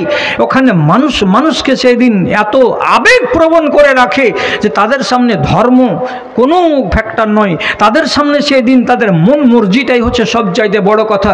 একজন আরেকজনের অবাধে ছবি তুলছে, একজন আরেকজনের কাঁধে হাত দিয়ে দিচ্ছে অবাধে, একজন আরেকজনের পাশে গিয়ে খুনসুটি করছে, একজন আরেকজনের সাথে গিয়ে মস্করা করছে। এটা তোর কে হলো বলে এটা আমার বান্ধবী হলো, এটা তোর কে হলো এটা আমার মামাতো বোন হলো, ওকে চিমটি কাটে, ওকে চিমটি কাটে। একটাই মোবাইলের ইয়ারফোনের একটা গুটকা কানে একজন ভরে আছে, আর একটা গুটকা আর একজন মেয়ে ছেলে কানে লাগিয়ে একই বরযাত্রীতে গাড়িতে বসে বসে দুজন ঢুলছে, জিন লাগা করে এমনি করে দুলছে আর গান শুনছে আর যাচ্ছে। ইমানকে বরবাদ করতে যেও না, ওই জায়গাতে যাওয়া তোমার মতো নারীর শোভনীয় নয়। এ কথাটা যেন তোমার মাথাতে থাকে। তুমি আবার বোন বলে তোমাকে আমি উপদেশ করছি। আর একটা কথা মগজে তোলো, কথাটাকে হেফাজত করো। ইসলামপুরের নারীরা, ইসলামপুরের মায়েরা, সেটা হলো এই রাসূল করিম সাল্লাল্লাহু আলাইহি ওয়াসাল্লাম বলেছেন, আগে হাদিসটা তোমাকে শোনাচ্ছি তারপরে তর্জমা করে দিচ্ছি। নবীজি বলছেন, লা তুবাশিরুল মারাতুল মারাতা বিসাউবিন ওয়াহিদিন ওয়া লা তুবাশিরুর রাজুলুর রাজুলা বিসাউবিন ওয়াহিদিন। কোন একটা যুবক ছেলে যখন বড় হয়ে যাবে, সাবালক হয়ে যাবে, তখন আর একটা সাবালক বেটা ছেলের পাশে খালি গায়ে একই চাদরের তলায় গায়ে গা লাগিয়ে ঘুমাতে পাবে না, এটা হারাম। তেমনি নবীজি বলছেন, একটা মেয়ে ছেলে আর একটা সাবালিকা মেয়ে ছেলের পাশে গায়ে গা লাগিয়ে একই চাদরের তলায় ঘুমাতে পাবে না, এটা হলো হারাম। কেন? মানুষকে বলা হয় বাশার, বাশারের মানে চামড়া, চামড়াতে রব্বুল আলামিন অনুভূতি দিয়েছেন তোমার আমার দুনিয়ার মানুষের। বাশার মানে চামড়া, চামড়াতে রব্বুল আলামিন কি দিয়েছেন? অনুভূতি দিয়েছেন। একটু যদি গরম পানি পড়ে তো উস করে উঠবে, কে খবর দিল? তো চামড়া। একটু যদি ঠান্ডা পানি গায়ে পড়ে তো শরীরটা উস করে উঠে, এত ঠান্ডা, কে খবর দেয়? তো চামড়া। চামড়া হচ্ছে অত্যন্ত স্পর্শকাতর এবং সজাগ। এই জন্য চামড়াতে চামড়া লাগিয়ে গায়ে গা লাগিয়ে রব্বুল আলামিনের নবী ঘুমাতে নিষেধ করলেন সাবালক সাবালিকা হয়ে যাওয়ার পর। কথাটা মাথায় রাখবে। কেন বললাম কথাটা? এই জন্য বললাম, এবার ফায়সালা, ছেলে ছেলেতে যদি গায়ে গা লাগাতে না পাই, মেয়ে মেয়েতে যদি গায়ে গা লাগাতে না পাই, তো তুমি নিজে অঙ্ক করো তো, একটা ছেলে আর একটা মেয়ে যদি গায়ে গা লাগাই তো লাগাতে পাবে? তখন তুমি বলবে যে মৌলভী সাহেব হাদিস আছে ছেলে ছেলে পাবে না, মেয়ে মেয়ে পাবে না। হাদিসে তো এটা কথা নাই যে একটা ছেলে আর একটা মেয়ে গায়ে গা লাগাতে পাবে না। ওরে পাগলিনী, ছেলে ছেলেতে যদি গা লাগাই তো সেখানে যে আগুনটা জ্বলবে, মেয়ে মেয়ের গায়ে যদি গা লাগিয়ে ঘুমাই তো একই আগুন জ্বলবে। আর একটা ছেলে আর একটা মেয়ে যদি গায়ে গা লাগিয়ে ঘুমাই তো সেখানে আগুনটা 10 ডিগ্রি সেলসিয়াসের জ্বলবে না, ওটা 1000 ডিগ্রি সেলসিয়াসের আগুন জ্বলবে। ওটাতে দেশ জ্বালিয়ে দেবে, ওটাতে গ্রাম জ্বালিয়ে দেবে, ওটাতে তোমার বাড়ি জ্বালিয়ে দেবে, ওটাতে তোমার পরিবারকে জ্বালিয়ে দেবে। অতএব কোনো ছেলে আর কোনো মেয়ে সাবালক হওয়ার পর একজন যেন আর একজনের গায়ে গা না লাগাতে যাই। আমি হাদিসটা বলার পরে তোমার কাছে আমার আরজি, তোমার কাছে আমার মিনতি, সেটা হলো এই, তোমাদের পশ্চিম পাড়ায় সর্দারের ছেলের যেদিন বিয়ে লাগবে সেদিন তোমরা বিয়ে খেতে যাবে। কেন যাবে? দাওয়াত দিয়েছে, দাওয়াত দিয়েছে, দাওয়াত খাও, খেয়ে দে বাড়ি চলে এসো। কিন্তু তার আগে তোমাদের এই দেশে কি এইরকম কোনো নিয়ম আছে যে বিয়ের 3 দিন আগে এত বড় বড় আমরা আন্দারসা বলি, মালদার লোক তোমরা যে আন্দারসা বলো কি বলো না কি বলো জানি না, এত বড় বড়া বড়া বলে এইরকমগুলো তৈরি করে একবার 4-5টা রসগোল্লাকে প্যাকেটে করে নিয়ে গিয়ে ওই বাড়ি চলে গেল, যে বলছে খালা মজিবুর কই, মজিবুরের বিয়ে হবে। কুচি এক্ষুনি গলির দিকে গেল, তো ডাক কেনে? যে তোমার ছেলেকে থুবড়া খাওয়াবো। তোমার ছেলেকে থুবড়া খাওয়াবো, তো যদি থুবড়া খাওয়াও ওর মুখে তুমি তুলে দিতে যাও, আল্লাহর কসম দিয়ে বলছি ওই ছেলেটার মুখে তোমার এমনি করে রসগোল্লা তুলে দেওয়া, আন্দারসা ভেঙে তুলে দেওয়া হারাম হারাম হারাম। এ কাজ তুমি করতে পাবে না। কে করবে? তোমার ভাই করুক, তোমার বাপ করুক। বেটা ছেলের মুখে বেটা ছেলে যদি লোকমা তুলে দেয় সেটা নিষেধ নয়। যদি তোমার চাচাতো বোনের বিয়ে লাগে আর তোমার চাচাতো বোনকে গিয়ে তুমি যদি তার মুখে খানা তুলে দাও তাহলে এটা হারাম নয়, এটা হারাম নয়। তুমি মেয়ে ছেলের মুখে খানা তুলে দাও, এটা হালাল। তুমি মেয়ে ছেলে হয়ে বেটা ছেলের মুখে খানা তুলে দিতে যাবে, এটা হচ্ছে হারাম। এ কাজ করা যাবে না। মুখে যখন হাত দিতে যাবে তখন তোমার এই আঙুলগুলো ছেলেটার মুখে, ছেলেটার ঠোঁটে গিয়ে লাগবে। আর আমি হাদিস কি পড়লাম? কোনো ছেলে কোনো মেয়ে এক জায়গাতে এইরকমভাবে শুতে যাবে না, ঘুমাতে যাবে না যে গায়ে গা লাগবে। গায়ে গা লাগতে গেলে অঘটন ঘটবে, আর তুমি সে কাজ করতে যাবে। কেন তুমি সে কাজ করতে যাবে? এটা করবে না। 1 2 নম্বর কথা, আজ পর্যন্ত সবই মিটল, কিন্তু আমাদের দেশে যে ছেলেটা বিয়ে করবে তার হারিয়ে গেছে, ফের ফেতনা লেগে গেল। তাই তো চ্যানেলওয়ালা নাই না? তুমি চ্যানেলওয়ালা নাকি? হ্যাঁ, তো তুমি ওই বারাত মারিও না। এই যে দেখ, আপনি বলবেন না, হ্যাঁ দেখা যাচ্ছে। এই যে গো, এই যে হ্যাঁ, কি নাম তোমার খালা? তানিশা। মায়ের বাপের নাম কি? আব্বার নাম কি? কি? তসবি? তোসিয়া? তোষি? তোষি বাপের নাম তোষি? আচ্ছা আচ্ছা। আর তোমার নাম কি কইলা? তানিশা। গো মা খালারা, আপনারা তো 10,000 লোক আছেন, আপনাদের কাহারি বেটির নাম তানিশা আছে? এই যে এখানে তানিশা, বাউরিপুনি, আল্লাপাড়া বাউরিপুনি। মেয়েটার নাম তানিশা, আর বাপের নাম কি কইলা? ভাষাই পাইকড়, ভাষাই পাইকড়। আর বাপের নাম তোষি, তোষি, তোষি। তো তোষির বেটি তানিশা, ভাষাই পাইকড়ে বাড়ি। ছেলে জলদি নিয়ে যাও এখান থেকে, এবার ওকে ওই বারান্দাতে নিয়ে যান। চলে আসবে তোর মা। আচ্ছা হ্যাঁ, আচ্ছা যাও, যান যান, ওই এই ঝামেলা গুলো এখানে আনিয়েন না। আচ্ছা, তারপরে ছেলেটাকে লাইব্রেরি ঘরে ভরে রাখেন, গা কাঁদবে সারা রাত, নিন চলে যাবে আপনি খানিক্ষণ পরে। আর মা তখন সকালবেলায় ঢুলে বেড়াবে, হাত ছেলা কই, হাত ছেলা কই, ছেলে আলি নাকি এদিকে তাকাইছ, এদিকে চলে এসছে, ছেলে আলি মনে হচ্ছে নাকি। আচ্ছা যাক, হ্যাঁ বলছিলাম, যা কথার তালটা কেটে গেল। হ্যাঁ, সব আমাদের দেশ থেকে আস্তে আস্তে আস্তে আস্তে দূর হলো। এখানে রাখেন না, ও মৌলানা ভাই আপনি দূরে নিয়ে যান, দূরে নিয়ে যান, এখান থেকে নিয়ে যান ওদিকে। এই ছেলে থাকতে গেলেই খালি হাল্লা হবে, হাঙ্গামা হবে।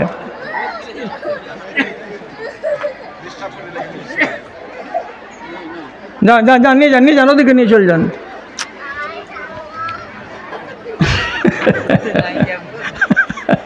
ছেলে এত মিঠা ছেলে, কিয়ামতের যেদিন বাঁশি বাজবে মা তখন লাত মেরে হটিয়ে দেখো যে হট খান গি কী করতেছি দেখে নে। আচ্ছা হ্যাঁ বলছিলাম, আমার দিকে খেয়াল করুন, 2-3-4 মিনিট সময় আমাদের নষ্ট হয়ে গেল। সব কিছু দূর হলো, কিন্তু একটা জিনিস দূর হলো না, সেটা হলো কি, ছেলেকে মেহেদি আর হলুদ মাখা, মেয়েকে হলুদ মাখা। তো হলুদ মাখানোটা বিয়ের অবলম্বনে জায়েজ আছে। তো তাই বলে যদি আপনি একটা নারী হয়ে আপনার পাড়া প্রতিবেশীর কোনো ছেলের বিয়েতে হাজির হয়ে তার গায়ে যদি একটু সামান্য হলুদ নিয়ে পিঠখানে একটু কচলে দেন, দিয়ে বলেন যে পবিত্র কাজে সহযোগিতা করলাম, আল্লাহর কসম খেয়ে বলছি তুমি যদি আমার বেটির বয়সের হও তো আমি তোমার বাপ বলছি, তোমার হাত আল্লাহ রাব্বুল আলামিনের দরবারে একদিন জবাব দিবে, দাঁড়িয়ে দাঁড়িয়ে বলবে যে এই আল্লাহ, আমার দ্বারাই আমার মালকিন এই অন্যায় কাজ করিয়ে নিয়েছিল। অন্যায় কাজ আপনি হরগিজ যাবেন না। ওকে নিয়ে যাও না ওদিকে, বললাম এদিকার বারান্দাতে নিয়ে যান, এদিকার বারান্দাতে নিয়ে চলে যান ওকে। থাকো, এতগুলো মেয়ে ছেলের ভিতর থেকে কেউ আওয়াজ করলে না, মানে কি, মেয়েটার নাম তানিশা আর ওর বাপের নাম ওসি না ফসি কি বললে একটা, তোষি, তোষি। আরে তো তোষি ওর বাপ কি মারা গেছে গত রোববারের দিন নাকি রে? আজব ধরনের কথা। আর মাটা কি করছে এই মজলিসে এসে, যে পাত্তা নাই যে ছেলেটা কাঁদছে এখান করে। আল্লাহ, নিয়ে যান দূরে, দূরে নিয়ে যান, দূরে নিয়ে যান। আচ্ছা, কে তোমার ছেলে নাকি?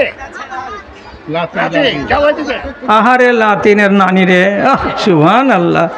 যাও ওদিক দিয়ে, ওই বারান্দা দিয়ে চল যাও, ওই হাসরের ময়দানে চল যাও, ওদিকে দক্ষিণ দিকের হাসরের মাঠে যাও, এদিকে আর ঘুরিও না ওই ছেলেকে নিয়ে। এতক্ষণে কইছে হামার লাতিন, গুইনা থুইতে পারবে, একটা আবার কোলে আছে, একটা হাঁটছে, আর একটাকে হারিয়ে দিয়ে বসে আছে। আমারকে দেশে আহিড়া ছেলের কি অভাব কম আছে নাকি? একটা পেটে থাকে, একটা দুধ খায়, একটা আহিড়া, মানে কি ও হাঁটুর গোড়া গোড়া হেঁড়ে বেড়ায়, বেটা আহিড়া লাগা। তো এতটি লিয়ে বেড়ালে আর ছেলেকে যোগান দিতে পারে। বলছিলাম মা খালারা, কথাটা আমার এখান থেকে সম্পর্ক ছিন্ন হয়ে যাচ্ছে বারবার এখানে বিচ্ছিন্ন হওয়ার কারণে। সেটা হলো এই যে ওই ছেলেটাকে তার গায়ে আপনি হলুদ লাগাতে পাবেন না। কার গায়ে হলুদ লাগাতে পাবেন? কান খুলে শুনেন। যেইগুলো লোক আপনার মাহরাম, যেগুলো লোক আপনার মাহরাম, মাহরামের যদি বিয়ে লাগে, মাহরাম কাকে বলে? যেই লোকটার সাথে আপনার বিবাহ জীবনে জায়েজ নয় এমন মানুষের যদি বিয়ে লাগে, তাহলে ওই মানুষটার গায়ে আপনি একটু হলুদ লাগাতে পারেন। চল যাও, ও এটা দান আছে, এটা দান আছে, দান দিয়ে যাও। যেমন তোমার নিজের ভাই, তার পিঠে তুমি লাগাতে পারো, এটা মাহরাম। তোমার চাচা, তার বিয়ে লেগেছে, এটা তোমার মাহরাম, এর সঙ্গে তোমার জীবনে বিয়ে জায়েজ নয়। তোমার মামু, এটা তোমার মাহরাম, এর সঙ্গে তোমার জীবনে বিয়ে জায়েজ নয়। এইগুলো যারা আমার জন্য চিরতরে বিবাহ করা হারাম, এমন পুরুষের গায়ে আপনি ভদ্রভাবে তার মুখে বা তার হাতে একটু লাগাতে পারেন। তাছাড়া অন্য কোনো লোকের গায়ে আপনার হাত লাগানো যাবে না, যাবে না। এ কথাটাকে মগজে মজবুত করে রাখেন। এটা কত সাংঘাতিক কাজ। রাসূলুল্লাহ বলছেন, হাদিসটার দিকে কান লাগান, তর্জমাটা করে দিচ্ছি, এটাকে মুখস্থ করে নেবেন। কি বলছেন রাসূল? বলছেন, লান ইউতানা আলা রাসে আহাদিকুম মাখিতান খায়রুন লাহু আন ইয়ামুসা ইমরাতান লাম তাহিল্লা লাহু।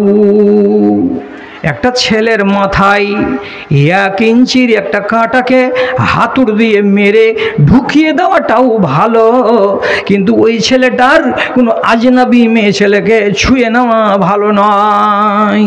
কি বুঝছো? হ্যাঁ, একটা বেটা ছেলে ওর মাথায় যদি কেউ 1 ইঞ্চির কাঁটা হাতুড় মেরে ঢুকিয়ে দেয় এটা ভালো, কিন্তু এই হাত দিয়ে কোনো আজনাবিকে ছুঁয়ে নেওয়া এটা ভালো তার জন্য নয়। এবার উল্টান এইটাকে কি বলতে হবে? কোনো একটা মেয়ে ছেলের মাথায় 1 ইঞ্চির একটা কাঁটাকে যদি কেউ হাতুড় দিয়ে মেরে ঢুকিয়ে দেয় এটাও তার জন্য ভালো হবে, কিন্তু ওই নারীর কোনো আজনাবি পুরুষকে ছুঁয়ে নেওয়াটা এটা জীবনে তার জন্য ভালো নয়। তাহলে যতগুলো বিধিবিধান এখন পর্যন্ত আপনার সামনে ব্যক্ত করা হলো, এই কথাটিকে যদি আপনি মেনে রাখতে পারেন তাহলে আপনি একটা আদর্শ নারী। এই আদর্শ নারীটা কেমন আদর্শ নারী? এর সংসারটা হবে জান্নাতের নমুনা। যেই বাড়িতে যাবে স্ত্রী হয়ে সেই বাড়িটাকে করবে ফুলের বাগান। যেই স্বামীকে সে নিজের জীবন সঙ্গী হিসাবে পাবে সেই স্বামীটা যদি তারই মতো আদর্শবান হয় তাহলে সেই ফ্যামিলিটা হবে কি জান্নাতের নমুনা। ওই বাড়িটা হবে সুখের বাড়ি, ওই বাড়িটা হবে আনন্দের বাড়ি। আর রব্বুল আলামিনের নবী এই জন্য বলেছেন, সহি হাদিস বলছি, একটাও জাল কথা আপনাকে বলছি না। নবীজি বলছেন একটা পুরুষ লোক যদি বলে আমি অত্যন্ত ধনী, আমার ব্যাংকে 1.5 কোটি টাকা আছে, আমার 3খানা গাড়ি আছে, আমার বাড়ি আছে, আমার বিশাল বড় দোকান আছে, আর যদি ওর বাড়িতে ওর স্ত্রীটা কেমন থাকে, ওর স্ত্রীটা যদি কি থাকে এমনই কালকিচিনি স্ত্রী যে ওর দিকে তাকাতে গেলে ওর চোখ লাল লাল হয়ে আছে, একটা কথা যদি দূরে থেকে স্বামী এসে বলে 1 গ্লাস পানি দিও তো গো, তো স্ত্রী দাঁত ঝাড়া দিয়ে কয়ে দেখতে পাও না যে আমি ব্যস্ত হয়ে আছি, তুমি কলসি থেকে ঢেলে খাইতে পারো না? তো যদি এমন খিস্তি মারা মেয়ে ছেলে হয় তো বাড়িতে তার স্ত্রীটা হলো কেমন? তো ওকে চোখ রাঙানি দেওয়া নারী। তো বাইরে কি কি তার আছে স্ট্যাটাস? জমি আছে, জিরাত আছে, পাকা বাড়ি আছে, একটা বড় দোকান আছে, ব্যাংক ব্যালেন্স আছে, কয়েকখানা গাড়ি আছে। এই জন্য সে নিজেকে বলছে কি আমি একটা ধনী মানুষ, আমি একটা অনেক মনের বড় মানুষ। নবীজি বলছেন জিন্দেগিতে তুমি বড় মানুষ নও, জিন্দেগিতে তুমি ধনী মানুষ নও। তাহলে ধনী মানুষ কোনটাকে বলা যায়? আল্লাহ পাকের নবী বলছেন তোমার জবানটা যদি কি থাকে আল্লাহর জিকিরে সবসময় ভিজা হয়ে থাকে। জিকির মানে কি? মাঝে মাঝে তোমার মুখ দিয়ে বের হয় লা ইলাহা ইল্লাল্লাহ, মাঝে মাঝে তোমার মুখ দিয়ে বের হয় সুবহানাল্লাহ, মাঝে মাঝে তোমার মুখ দিয়ে বের হয় আলহামদুলিল্লাহ, মাঝে মাঝে তোমার মুখ দিয়ে বের হয় আস্তাগফিরুল্লাহ। এইরকম জিকিরগুলো যদি তোমার মুখ থেকে দিনের বেলায় কখনো সখনো যখন তখন একবার করে বেরিয়ে যায়, এটা হলো একটা গুণ। আর একটা গুণ হলো কি তোমার অন্তরটা হলো কি এত সবুরদারি, তোমার অন্তরটা হলো এত কৃতজ্ঞ যে রব্বুল আলামিন যা দিয়েছেন তাতেই নিজেকে বলে আল্লাহ অনেক দিয়েছেন। শরীরে জ্বর আছে তারপরে যদি কেউ জিজ্ঞেস করে ভাইজান কেমন আছেন, তো লোকটা শুকরগুজারি করে বলে আলহামদুলিল্লাহ, যে হালাতে আল্লাহ তাআলা রেখেছেন খুব ভালো রেখেছেন, এবছর ফসল পানি কম হয়েছে, মনটার ভেতরে ব্যথা আছে, তবুও লোকটাকে যদি জিজ্ঞেস করা যায় এখন অবস্থাটা কেমন আছে, তো ভিতরের কথা ওইভাবে ব্যক্ত না করে বলে আলহামদুলিল্লাহ খুব ভালো আছি, আল্লাহ যা দিয়েছেন তাতে সবুর, তাতে শুকুর করে আছি। তাহলে কম সম্পত্তি হতে গেলেও যে মানুষটা শুকুরগুজারি করে এক, আর যে মানুষটার জিভটা সবসময় ভিজে থাকে কিসে? তো আল্লাহর জিকিরে। 2 3 নম্বরে নবীজি বলছেন জাওজাতুন সালেহাতুন তুইনুহু আলা আমরে দীনিহি ওয়া দুনিয়াহু। বাড়িতে তার একটা এমনই সবুরদার মেয়ে ছেলে আছে, বাড়িতে তার এমন একটা সুন্দরী মেয়ে স্ত্রী আছে যার ভেতরে এইগুলো গুণ আছে, এবং সে নিজের স্বামীকে ধর্মের বিষয়ে জ্ঞান দেয় এবং দুনিয়ার বিষয়ে জ্ঞান দেয়, মানুষটাকে সবসময় বুদ্ধি দেয়, মানুষটাকে ভালো পরামর্শ দেয়। তাহলে এই মানুষটার সুখে দুঃখে যে রমণী কাজ করে, যে নিজের স্বামীকে সবসময় পরামর্শ দিয়ে উদ্বুদ্ধ করে, তাহলে এমন যদি গুণের একটা বাড়িওয়ালি বাড়িতে থাকে তো রাসূলুল্লাহ বলছেন এই লোকটাকে বলা যায় ধনী, এই লোকটা বলা হয় সমৃদ্ধশালী, এই লোকটা হলো মনের রাজা, এই লোকটাই হলো আসল রাজা। তাছাড়া অন্য কোনো লোককে রাসূলুল্লাহ ধনী বলেন নাই, তাকে সমৃদ্ধশালী বলেন নাই।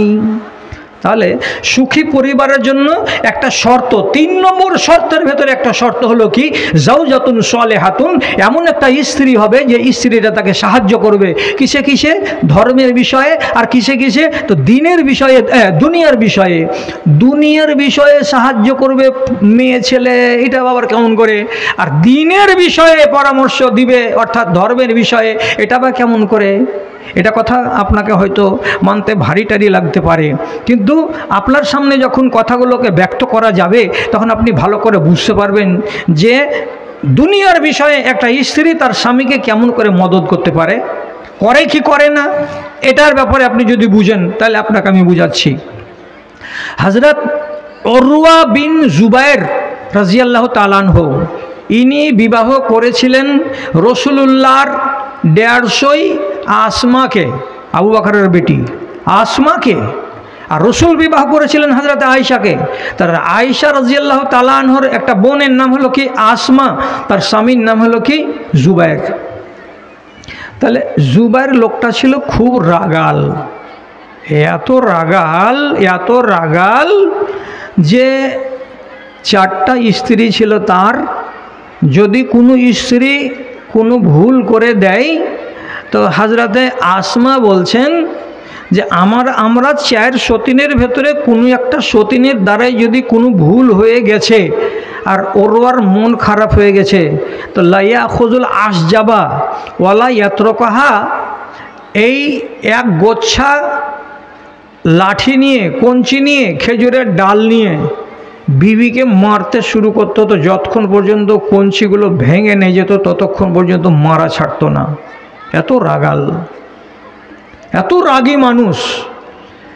তো কয়েকদিন মায়ের খেয়েছেন আবু বকরের বেটি আসমা। একদিন তখন চলে এসেছে কাঁদতে কাঁদতে, যে আবু বকরকে বলছে, বাজান আর তোমার জামাইয়ের ভাত খাবো না আমি। কেন রে বেটি? কইছে বাপু যেদিন ভুল হচ্ছে মারতে লাগছে, তো এমন করে মারছে যে মানুষ গরুকে এমন করে মারে না, এগুলো কয়দিন সহ্য করা যায়, আমার ভাতটা ছাড়িয়ে দাও, আমি ওই জামাইয়ের বাড়ি তোমার যাব না, ভাত খাবে না। তো হযরতে আবু বকর সিদ্দিক তখন নিজের বেটিকে বলছেন, মারে লাউ কানা লিইমরাতিন যাওজান সুম্মা মাতা আনহা, কোনো একটা মেয়ে ছেলে যদি স্বামী থাকে আর স্বামীটা যদি দিনদার হয়, আল্লাহওয়ালা হয়, পরেশগার হয়, আর সে স্বামীটা যদি তার স্ত্রীর আগে মরে যায়, আর ওই মেয়ে ছেলেটি স্ত্রীটি যদি অন্য জায়গায় বিবাহ না করে, তো লা ইয়াজমাউল্লাহু বাইনাহুমা ইয়াউমাল কিয়ামাতি ফিল জান্নাতি, তাহলে এই মেয়ে ছেলেটিকে, এই স্ত্রীটাকে তার ওই স্বামীর সঙ্গে কিয়ামতের দিন জান্নাতে আবার এক জায়গায় করে দেবেন। তার মানে দুনিয়াতে তোমরা সুখের সংসার যেমন গড়েছো, কিয়ামতের দিন তোমরা আবার স্বামী স্ত্রী আল্লাহর জান্নাতে আবার সুখের সংসার গড়তে পাবে। কিন্তু জান্নাতে গিয়ে মারে ওখানে মারা ধরা হবে না, জান্নাতে গিয়ে বেটিরে চোখ লাল করাকরি হবে না, জান্নাতে যাওয়ার পরে মারে আমার বেটিরে ওখানে ঝগড়াঝাটি হবে না, এগুলো সব আল্লাহ রাব্বুল আলামিন রহিত করে দেবেন। জান্নাতে কেউ কাউরি উপরে রাখবে না, জান্নাতে কেউ কাউকে মারতে যাবে না, জান্নাতে কেউ কাউকে কড়া কথা বলবে না, জান্নাতে কেউ কাউকে অপমান করবে না, অসহ্য হবে না, এগুলো সব দূরে হয়ে যাবে। কাজে আমি তোমার বাপ তোমাকে বলছি, সবুর করে নাও মা, সবুর করে নাও বেটি, সবুর করে নাও। এবার এই আসমা একটা কাজ হলো যে সবুর করে নিতে পারলো, আর একটা যেটা কাজের কথা বলছি, যে যদি স্ত্রী চালাক হয় তো নিজের স্বামীকে দুনিয়ার বিষয়ে সাহায্য করতে পারে আর ধর্মের বিষয়ে সাহায্য করতে পারে। তো দুনিয়ার বিষয়ে কেমন করে একটা নারী তার স্বামীকে সাহায্য করতে পারবে, তো তার উদাহরণ দিচ্ছি এই কি, হযরতে জুবায়ের রাদিয়াল্লাহু তাআলা আনহুর মদিনার মসজিদ থেকে 1 কিলোমিটার দূরে একটা খেজুরের বাগান ছিল, বড় খেজুরের বাগান। মা গেল, ও মাগুলো যতটি মা আছো হিসাব লাগাও, এই জায়গাটা হচ্ছে মাদ্রাসার গেট, আর মাদ্রাসার গেট থেকে হাঁটতে হাঁটতে হাঁটতে হাঁটতে ওই যে হাই স্কুলটা আছে, বড় হাই স্কুল, কি পাইকড়ি ভাষাই পাইকড় হাই স্কুল, অত দূরে আছে একটা বাগান। ওই বাগানটা কার? তো হযরতে জুবাইরের বাগান। তো হযরতে আসমা সকালবেলায় 8টা-9টার সময় বাগানে যেতেন, আর যাওয়ার পরে খেজুরের বাগান থেকে যেগুলো শুকিয়ে যাওয়া ডালগুলোকে পেড়ে পেড়ে ছোট ছোট করে সাইজ করে একটা বোঝা বানিয়ে নিতেন। 2 নম্বর কথা, একখানা লগ্ঘা দিয়ে বাঁশ দিয়ে পাকা পাকা খেজুরগুলোকে পেড়ে এক কোঁচা যখন খেজুর হয়ে যায়, 4 কেজি 5 কেজি খেজুর হয়ে গেল, ওটাকে একটা পুঁটলির ভেতরে বেঁধে নিতেন। আর নেওয়ার পরে ওই পুঁটলি খেজুর আর একটা শুকনো ডাল সেটাকে মাথায় করে নিয়ে কোনোটাকে বগলে করে নিয়ে 1 পা 2 পা করে হাঁটতে হাঁটতে হাঁটতে হাঁটতে বাড়ির দিকে চলে আসেন। এটা ধর্ম নয় রে মা, এটা ধর্ম নয়, এটা রব্বুল আলামিনের নাজিল করা কোনো ইবাদত নয়। এটা কি? তো এটা হলো দুনিয়া। আর দুনিয়ার কাজে সাহায্য করে মেয়ে ছেলে কার? তো তার স্বামীর। তো স্বামী যদি ইচ্ছা করতো সে নিজে বাগান যেত আর খেজুর পেড়ে আনতো তার পরিবারের জন্য। স্বামী যদি ইচ্ছা করতো শুকনো ডালগুলোকে পেড়ে বাড়ি নিয়ে আসতো জ্বালানি করার জন্য। কিন্তু স্বামী না গিয়ে তার স্ত্রী গেল, আর স্ত্রী ওখান থেকে শুকনো ডালকে জ্বালানি করার জন্য নিয়ে এলো আর বাড়ির লোকের খাবারের জন্য খেজুর পেড়ে নিয়ে আসলো। তাহলে এটা কি করছে মেয়ে ছেলেটি? তো বলছে তার নিজের স্বামীর সংসারে তার দিনের বিষয়ে নয়, তার ধর্মের বিষয়ে নয়, তার এই দুনিয়ার বিষয়ে সাহায্য করে। এই মেয়ে ছেলেটি হলো গুণবান মেয়ে দিনের বিষয়ে। একদিন হযরতে আসমা খেজুরের এতটি ডাল শুকনো আর এতটি খেজুর ঘাড়ে করে নিয়ে রোদের সময় আর মরুভূমির বালু থেকে হাঁটতে হাঁটতে গরম বালু দিয়ে চলে আসছে বাড়ির দিকে। রসুল্লাহর সাথে রাস্তাতে দেখা হয়ে গেল। রসুল চিনে নিলেন যে এটা আমার 150, এটা আমার শালি। তখন সাথে সাথে তার গোড়াতে গিয়ে নিজের উঁটটাকে বসিয়ে দিলেন, আর দেওয়ার পরে তখন নিজের শালিকে ইশারা করে বলছেন, আসমা উঁটে বসে যাও। এত কড়া রোদ, পা জ্বলে যাচ্ছে, বালু তেপে আছে, আর তুমি হেঁটে হেঁটে যাচ্ছ, আর এতটি তোমার কাছে বোঝা আছে। আমার উঁটটা খালি খালি যাচ্ছে, একটা উঁটে 4টা লোক বসতে পারে। তুমি আমার উঠে উঠে পিছন দিকে বসে যাও, আমি তোমাকে তোমার বাড়ি পর্যন্ত পৌঁছে দিয়ে আসবো। রসুল্লাহ যখন উঁটটাকে বসিয়ে দিলেন তখন হযরতে আসমা রাদিয়াল্লাহু তাআলা আনহা রসুল্লাহর দিকে ইশারা করে বলছেন, আপনি নিজের উঁটটাকে উঠিয়ে নেন, খাড়ো করে নেন, আর নিয়ে একাই একাই চলে যান। কেন? নবীজি বলছেন হাদিসের ভেতরে, ফাস্তাহিয়াইতু আন আসিরা খালফার রিজাল, আমাকে বড্ড শরম লাগলো, আমাকে বড্ড লজ্জা লাগলো। এটা আমার ভগ্নিপতি হলো, এটা আমার স্বামী নয়। আর ভগ্নিপতির পিছন দিকে বসে যদি আমি বাড়ি যাই তো দুনিয়ার লোক আমার দিকে তাকাবে, আর কেউ ক্রিটিসাইজ করে বলবে, দেখ রে দেখ শালি আর বহনু কেমন মজা করছে আর চলে যাচ্ছে। কেউ আরও কিছু বলতে পারে, কেউ আরও কোনো কথা বলতে পারে। তো মানুষেরা যেন কোনো কুবাক্য না উচ্চারণ করে, কাউরি যেন কোনো সুযোগ না থাকে, তার জন্য আমি আমার নবীজিকে বললাম, নবীজি আপনি একাই এসেছেন, একাই চলে যান, আমাকে লজ্জা লাগছে আপনার পিছন দিকে বসে, আমি বাড়ির পানে যাব। আমার স্বামী অত্যন্ত রাগান্বিত মানুষ। আমার স্বামী যদি জানতে পারে যে সে নিজের ভগ্নিপতির পিছন দিকে উঠে বসে বাড়ি এসেছে, তো তার মনে যদি রাগ ধরে যায় তাহলে আমাকে মুফতে মার খেতে হবে। আমি আমার স্বামীর বিরুদ্ধে আচরণ করব না, আমি আমার স্বামীর উল্টো করা কাজ করতে যাব না। অতএব আপনি একাই এসেছেন, একাই চলে যান। কি বোঝা গেল? কি বোঝা গেল?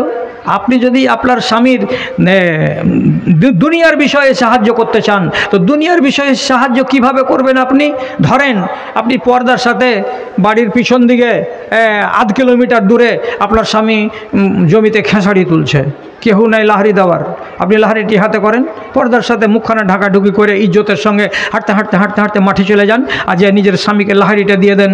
আরে তুই কেন আলি রে? কেউ নাই, নাই মজবুর ছাড়াও নাই, আর মহবুলকে খুঁজে পাই না, কোনটা জেগেছে, তো কী করবো আমি? তখন নিয়ে চলে আইনু।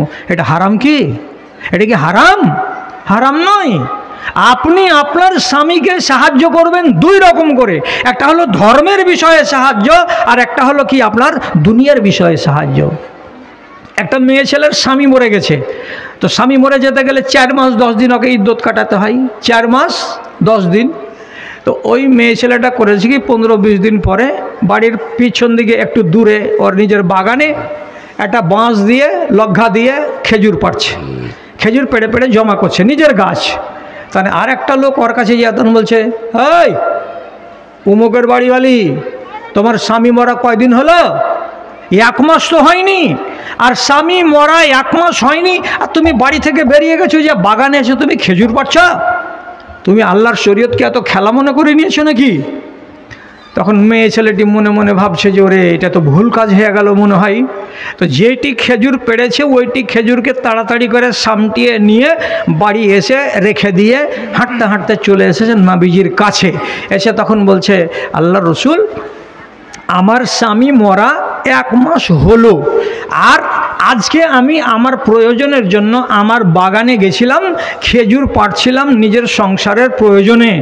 তো আমাকে একটা লোক একটু উঁচু নিচু করে কথা বলে বলছে যে স্বামী মরা 1 মাস হলো আর তুমি বাড়ি থেকে বেরিয়ে গিয়ে এইভাবে খেজুরের গাছে খেজুরের তলায় কাজ করছো কেন? তুমি ইসলামকে কি খেলা পেয়েছ? তো এটা করা আমার কি ভুল হলো আল্লাহ রসুল? তখন নবীজি ওকে বলছেন, যুদ্ধি নাখলাকে লাল লাগে তাতাসাদ্দাকি মিনহু, তোমার নিজের প্রয়োজনের জন্য তুমি তোমার বাগানে গেছো, আর তোমার বাগানে গিয়ে যদি তোমার খেজুরের গাছের ফলগুলোকে পাড়ো, তাহলে দুনিয়ার কোনো মানুষের বলার অধিকার নাই। তুমি সম্মানের সাথে, তুমি ইজ্জতের সাথে ফল পাড়ো, আর ফল পেড়ে তুমি তোমার বাড়িতে নিয়ে আসো, এটা তোমার জন্য জায়েজ রয়েছে, এটাকে কেউ অন্যায় বলতে পারবে না। দিনাজপুর জেলা থেকে একটা লোক মশলা জানতে চেয়েছে, কি বলে যে মৌলানা সাহেব, আমার বাড়িতে কয়েকদিন আগে কয়েকটা মেহমান এসেছিল, চা করে দিলাম, তো দুধ চা ওরা খেলো না, বলছে এই দুধের চা খাওয়া জায়েজ নয়। যে কেন? দুধটা গায়ের দুধ দুহেছেটাকে, বলছে আমি দুহেছিলাম। মানে কি বেটি ছেলে গায়ের দুধ দুহে ওই দুধ দিয়ে চা করে দিয়েছে মেহমানকে। মেহমান যে কোন দেশের সালা ফারেগ হওয়া মুফতি ছিল, বলছে বেটি ছেলের দুধ গায়ের দুধ দিয়ে চা খাওয়া চলবে না। বেটি ছেলে কি এটা কাজ করতে পারে? এদেশে এখনও অনেক লোক বলে যে মেয়ে ছেলে মুরগি জবাই করতে পারবে না। তখন কত বেটি ছেলে খালি মুরগার ট্যাং ধরে খালি লিয়ে বেড়াবে গায়ে গায়ে, এটা হ্যাঁ জবাই করে দাও না জি, এটা দাও না জি, জবাই করে দাও না জি। কেন? তো তুমি জবাই করতে পারবে না? বলছি বেটি ছেলে জবাই করতে পারবে না। কে বলেছিল বেটি ছেলে জবাই করতে পারবে না? তো আপনি যদি আপনার স্বামীটাকে সাহায্য করেন কিসের বিষয়ে? দুনিয়ার বিষয়ে, তাহলে রাসূলুল্লাহ বলছেন সবচাইতে ধনী মানুষ হলো ওইটা যার বাড়িতে এমন একটা বিবি আছে যে তার স্বামীকে ধর্মের বিষয়ে সাহায্য করে আর তার নিজের স্বামীটাকে দুনিয়ার বিষয়ে সাহায্য করে। আমি তো একটা কথা বললাম, আর একটা কথা বলে দিই, আপনি আপনার স্বামীকে ধর্মের বিষয়ে কেমন করে সাহায্য করতে পারবেন তা একটা বলে শোনাই। তা হলো এই যে রসুল্লাহর যেদিন ফতে মক্কা হয়ে গেল, তো ফতে মক্কা হওয়ার দিন আল্লাহ পাকের নবী 12টা লোকের নাম লিখলেন কাগজে, 4টা মেয়ে ছেলে আর 8টা পুরুষ লোক। 12টা লোকের নাম লিখে কাবার দেয়ালে ঝুলিয়ে দিলেন, আর দেওয়ার পরে নিচে লিখে দিলেন কি বলে, ফাকতুলুহুম হাইসু ওয়াজাদতুমুহুম, এই লোকগুলোকে তোমরা যেখানে পাবে, যে হালাতে পাবে, ওকে ধরো আর কচু কাটা করো, কোনো টাকা পয়সা লাগবে না, মার্ডার করে দেওয়ার কোনো তোমাকে ডন লাগবে না। ওরা যদি কাবার চাদরকে গিলাপকে ধরেও যদি বসে থাকে, তো কাবার গিলাপ ধরা অবস্থা থেকে ওকে হটাও, আর হটিয়ে হারাম শরীফের বাইরে ওর গলায় গামছা দিয়ে নিয়ে গিয়ে ওকে কতল করে দাও। আমি অর্ডার দিলাম 12টা লোককে যেখানে পাবে তোমরা কতল করে দিবে। কারণ আছে, এগুলো তো এখন বলার টাইম নাই। আর তাছাড়া তোমরা মা বোন এগুলো তোমরা জেনে বা কী করবে, যেটা কাজের কথা সেটা বলছি। ওই লিস্টের ভেতরে একটা লোকের নাম ছিল ইকরামা বিন আবু জাহাল। আবু জাহালের বেটা ইকরামা, ওর স্ত্রীর নাম হলো উম্মে হাকিম, মানে হাকিমের মা। তা হাকিমের মা যখন জানতে পারলো যে আমার স্বামীর নাম আছে মোস্ট ওয়ান্টেড লিস্টে, তা আমার স্বামীকে তো রাইট পার হবে না, তার আগেই তো মুসলমানেরা কেটে কচু কচু করে দেবে, কি করা যায়? তো তার আগেই ওর স্বামী জান বাঁচাবার তাগিদে মক্কা ছেড়ে লোহিত সাগর পার হয়ে ইয়ামান দেশে পালিয়ে গেল। তো গেল রাতের বেলায় বেচারি হাকিমের মা একাই এক রাত কাটলো। পরের দিন সকালবেলায় নবীজির কাছে এসে বলছেন, আল্লাহ পাকের রসুল, আমার স্বামী হলো মুশরিক আর আমি হলাম একটা মুমিন মুসলমান বেটি ছেলে, তো আমার বাড়িতে যে একাই, আমার রুজির ব্যবস্থা কি করে হবে আর আমাকে যোগানদারি করবে কে? আপনি যে আমার স্বামীকে কতলের লিস্টে লিখে দিলেন আর আমার স্বামী জানের ভয়ে পালিয়ে চলে গেল দেশ ছেড়ে, এবার কি হবে আমার? তো রসুল বলছেন, কি হবে তোমার? এটা তো বড় চিন্তার কথা। তো তোমার মাথাতে কি হয়েছে, কি কুলিয়েছে বলো? তো বেটি ছেলেকে কত আল্লাহ তাআলা হুঁশিয়ার করেছে, তো দেখো তোমরা যে কয়ানা হুঁশিয়ার আছো, তো মিলাও এটার সাথে। কি কথা? তো বলছে আপনি আমার স্বামীর নামে নিরাপত্তা দান করেন, আমি আপনার মুখ থেকে শুনবো যে আপনি আমার স্বামীকে নিরাপত্তা দান করলেন, তাহলে আমি বেটি ছেলে হয়ে বাড়ি থেকে বেরিয়ে যাব, আর যাওয়ার পরে যেমন করে হয় আমার স্বামীকে তন্ন তন্ন করে খুঁজে বের করে আপনার সামনে হাজির করব, যাতে করে আমি আমার স্বামীকে নিয়ে সংসার করতে পারি। নিরাপত্তা কি করবে? আপনি যদি নিরাপত্তা না দেন আর আমার সাথে যদি আমার স্বামীকে পেয়ে যাই আর আমি নিয়ে আসি মক্কায় মদিনায়, তো তাহলে অন্য লোক তো জানে যে একে তো কেটে দেওয়া মেরে দেওয়া যায় যাচ্ছে, তো এসে তো কপিয়ে দিবে।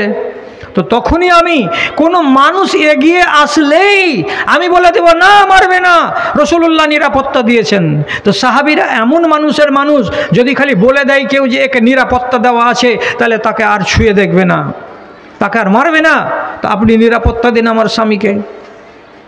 রসুল বলছেন যাও, তোমার স্বামীকে নিরাপত্তা দান করা হলো, তুমি তোমার স্বামীকে যদি খুঁজে বের করে আনতে পারো, তো তোমার সংসারটা যদি ভেঙে না যায়, জুড়ে যায়, তার ব্যবস্থা তুমি করতে গেলে করতে পারো। এবার একটা মেয়ে ছেলে উঠে চড়ে বাড়ি থেকে বেরিয়ে 5 দিন 6 দিন 7 দিন এমন দেশে গিয়ে প্রত্যেকটা চৌরাহাতে গিয়ে যেখানে লোকের ভিড় দেখতে পাই, ওখানে গিয়ে তখন জোর করে এলান করে বলে, ইয়া আইয়ুহান নাস, ও লোকেরা, আরব বংশের মক্কার একটা সম্ভ্রান্ত পরিবারের ছেলে, তার নাম হলো ইকরামা, পালিয়ে এসেছে জীবনের ভয়ে আপনাদের দেশে। যদি আপনাদের কাউরি জানা থাকে তো দয়া করে ইকরামা লোকটার খোঁজ দেবেন, আমি তার স্ত্রী বলছি। লোকেরা বললে, না রে বাবা, এখানে তো আমরা দেখিনি, এখানে তো আসেনি। তো কেউ বললে, ওই অমুক চৌরাহাতে চলে যাও, ওখানে গিয়ে খোঁজ করো কত, ওখানে যাই, এখানে যাই। বিভিন্ন চৌরাহাতে গিয়ে খোঁজ করতে করতে এক জায়গায় এক লোক তখন হঠাৎ করে বলছে, লোকটার চেহারাটা এরকম, হ্যাঁ এরকম দাঁড়িয়ে আছে চেহারাতে, হ্যাঁ ওই লোকটা কোরাইশি তো? বলে হ্যাঁ হ্যাঁ হ্যাঁ কোরাইশি। তো বলছে যাও, এখান থেকে হাঁটতে হাঁটতে ওই যে দেখছো কয়েকটা খেজুরের গাছ, ওই খেজুরের গাছের পিছন দিকে একটা বাড়ি আছে, বাড়িটার বাইরের দিকে একটা চালা আছে, চালাতে বসে বসে সময় কাটাচ্ছে, দিন কাটাচ্ছে। হতে পারে ওই লোকটা। মেয়ে ছেলেটি হাঁটতে হাঁটতে যেমনি ওখানে যাওয়া, দেখতে পাচ্ছে তার নিজের স্বামী ইকরামা বিন আবি জাহাল ওখানে বসে আছে মায়ুস হয়ে, মুখ চোখ শুকিয়ে দিয়ে। স্বামীকে সামনে দেখে স্ত্রীর চোখের পানি থামে না, আর স্ত্রীকে 8 দিনের রাস্তা অতিক্রম করে এত দূর চলে এসেছে, স্বামী যখন দেখছে তো স্বামীর চোখের পানি থামে না। আরে কেমন করে আলি তুই আর দূর রে, কে তোকে নিয়ে আসলো রে? অনেক দুঃখের কথা স্বামী। কেন আলি, কি জন্য আলি এখানে আমার পিছে পিছে? তো স্ত্রী বলছে, আমি তোমার কাছে এলাম, তোমাকে সাথে করে রাসূলুল্লাহর কাছে যাব। হঠাৎ করে তখন বলে উঠেছে, পাগলি রে, আমি জিন্দা আছি তো দূর দেশে আছি, তবুও তো বেঁচে আছি, আর তুই আমার মুখখানা দেখতে পালি। আমি যদি এখন মদিনা চলে যাই তো রসুলের লোকেরা কপিয়ে দিবে, জীবনটা মেরে দিবে, মুখখানাও তো তুই দেখতে পাবি না আমার। তো কিসের জন্য তোর সাথে আমি মদিনা যাব, কিসের জন্য তোর সাথে আমি মক্কা যাব? আমাকে বিদেশেই থাকতে দে, তুই তোমার নিজের বাড়িতে গিয়ে থাকগা। স্ত্রী বলছে, তোমার জন্য নিরাপত্তা আদায় করে নিয়ে এখানে এসেছি, যে তোকা মিন আউসালিন নাসে ও আবারিন নাসে, পৃথিবীর সবচাইতে বৃহৎ সম্পর্ক রক্ষাকারী মানুষ নবী মুহাম্মদ সাল্লাল্লাহু আলাইহি সাল্লামের কাছ থেকে এসেছি, এবং আমি এসেছি সারা পৃথিবীর সবচাইতে উন্নত মনের মানুষের কাছ থেকে নিরাপত্তা নিয়ে, যিনি কোনোদিন মিথ্যা কথা বলেন না আর কারোর সাথে ধোঁকাবাজি করেন না।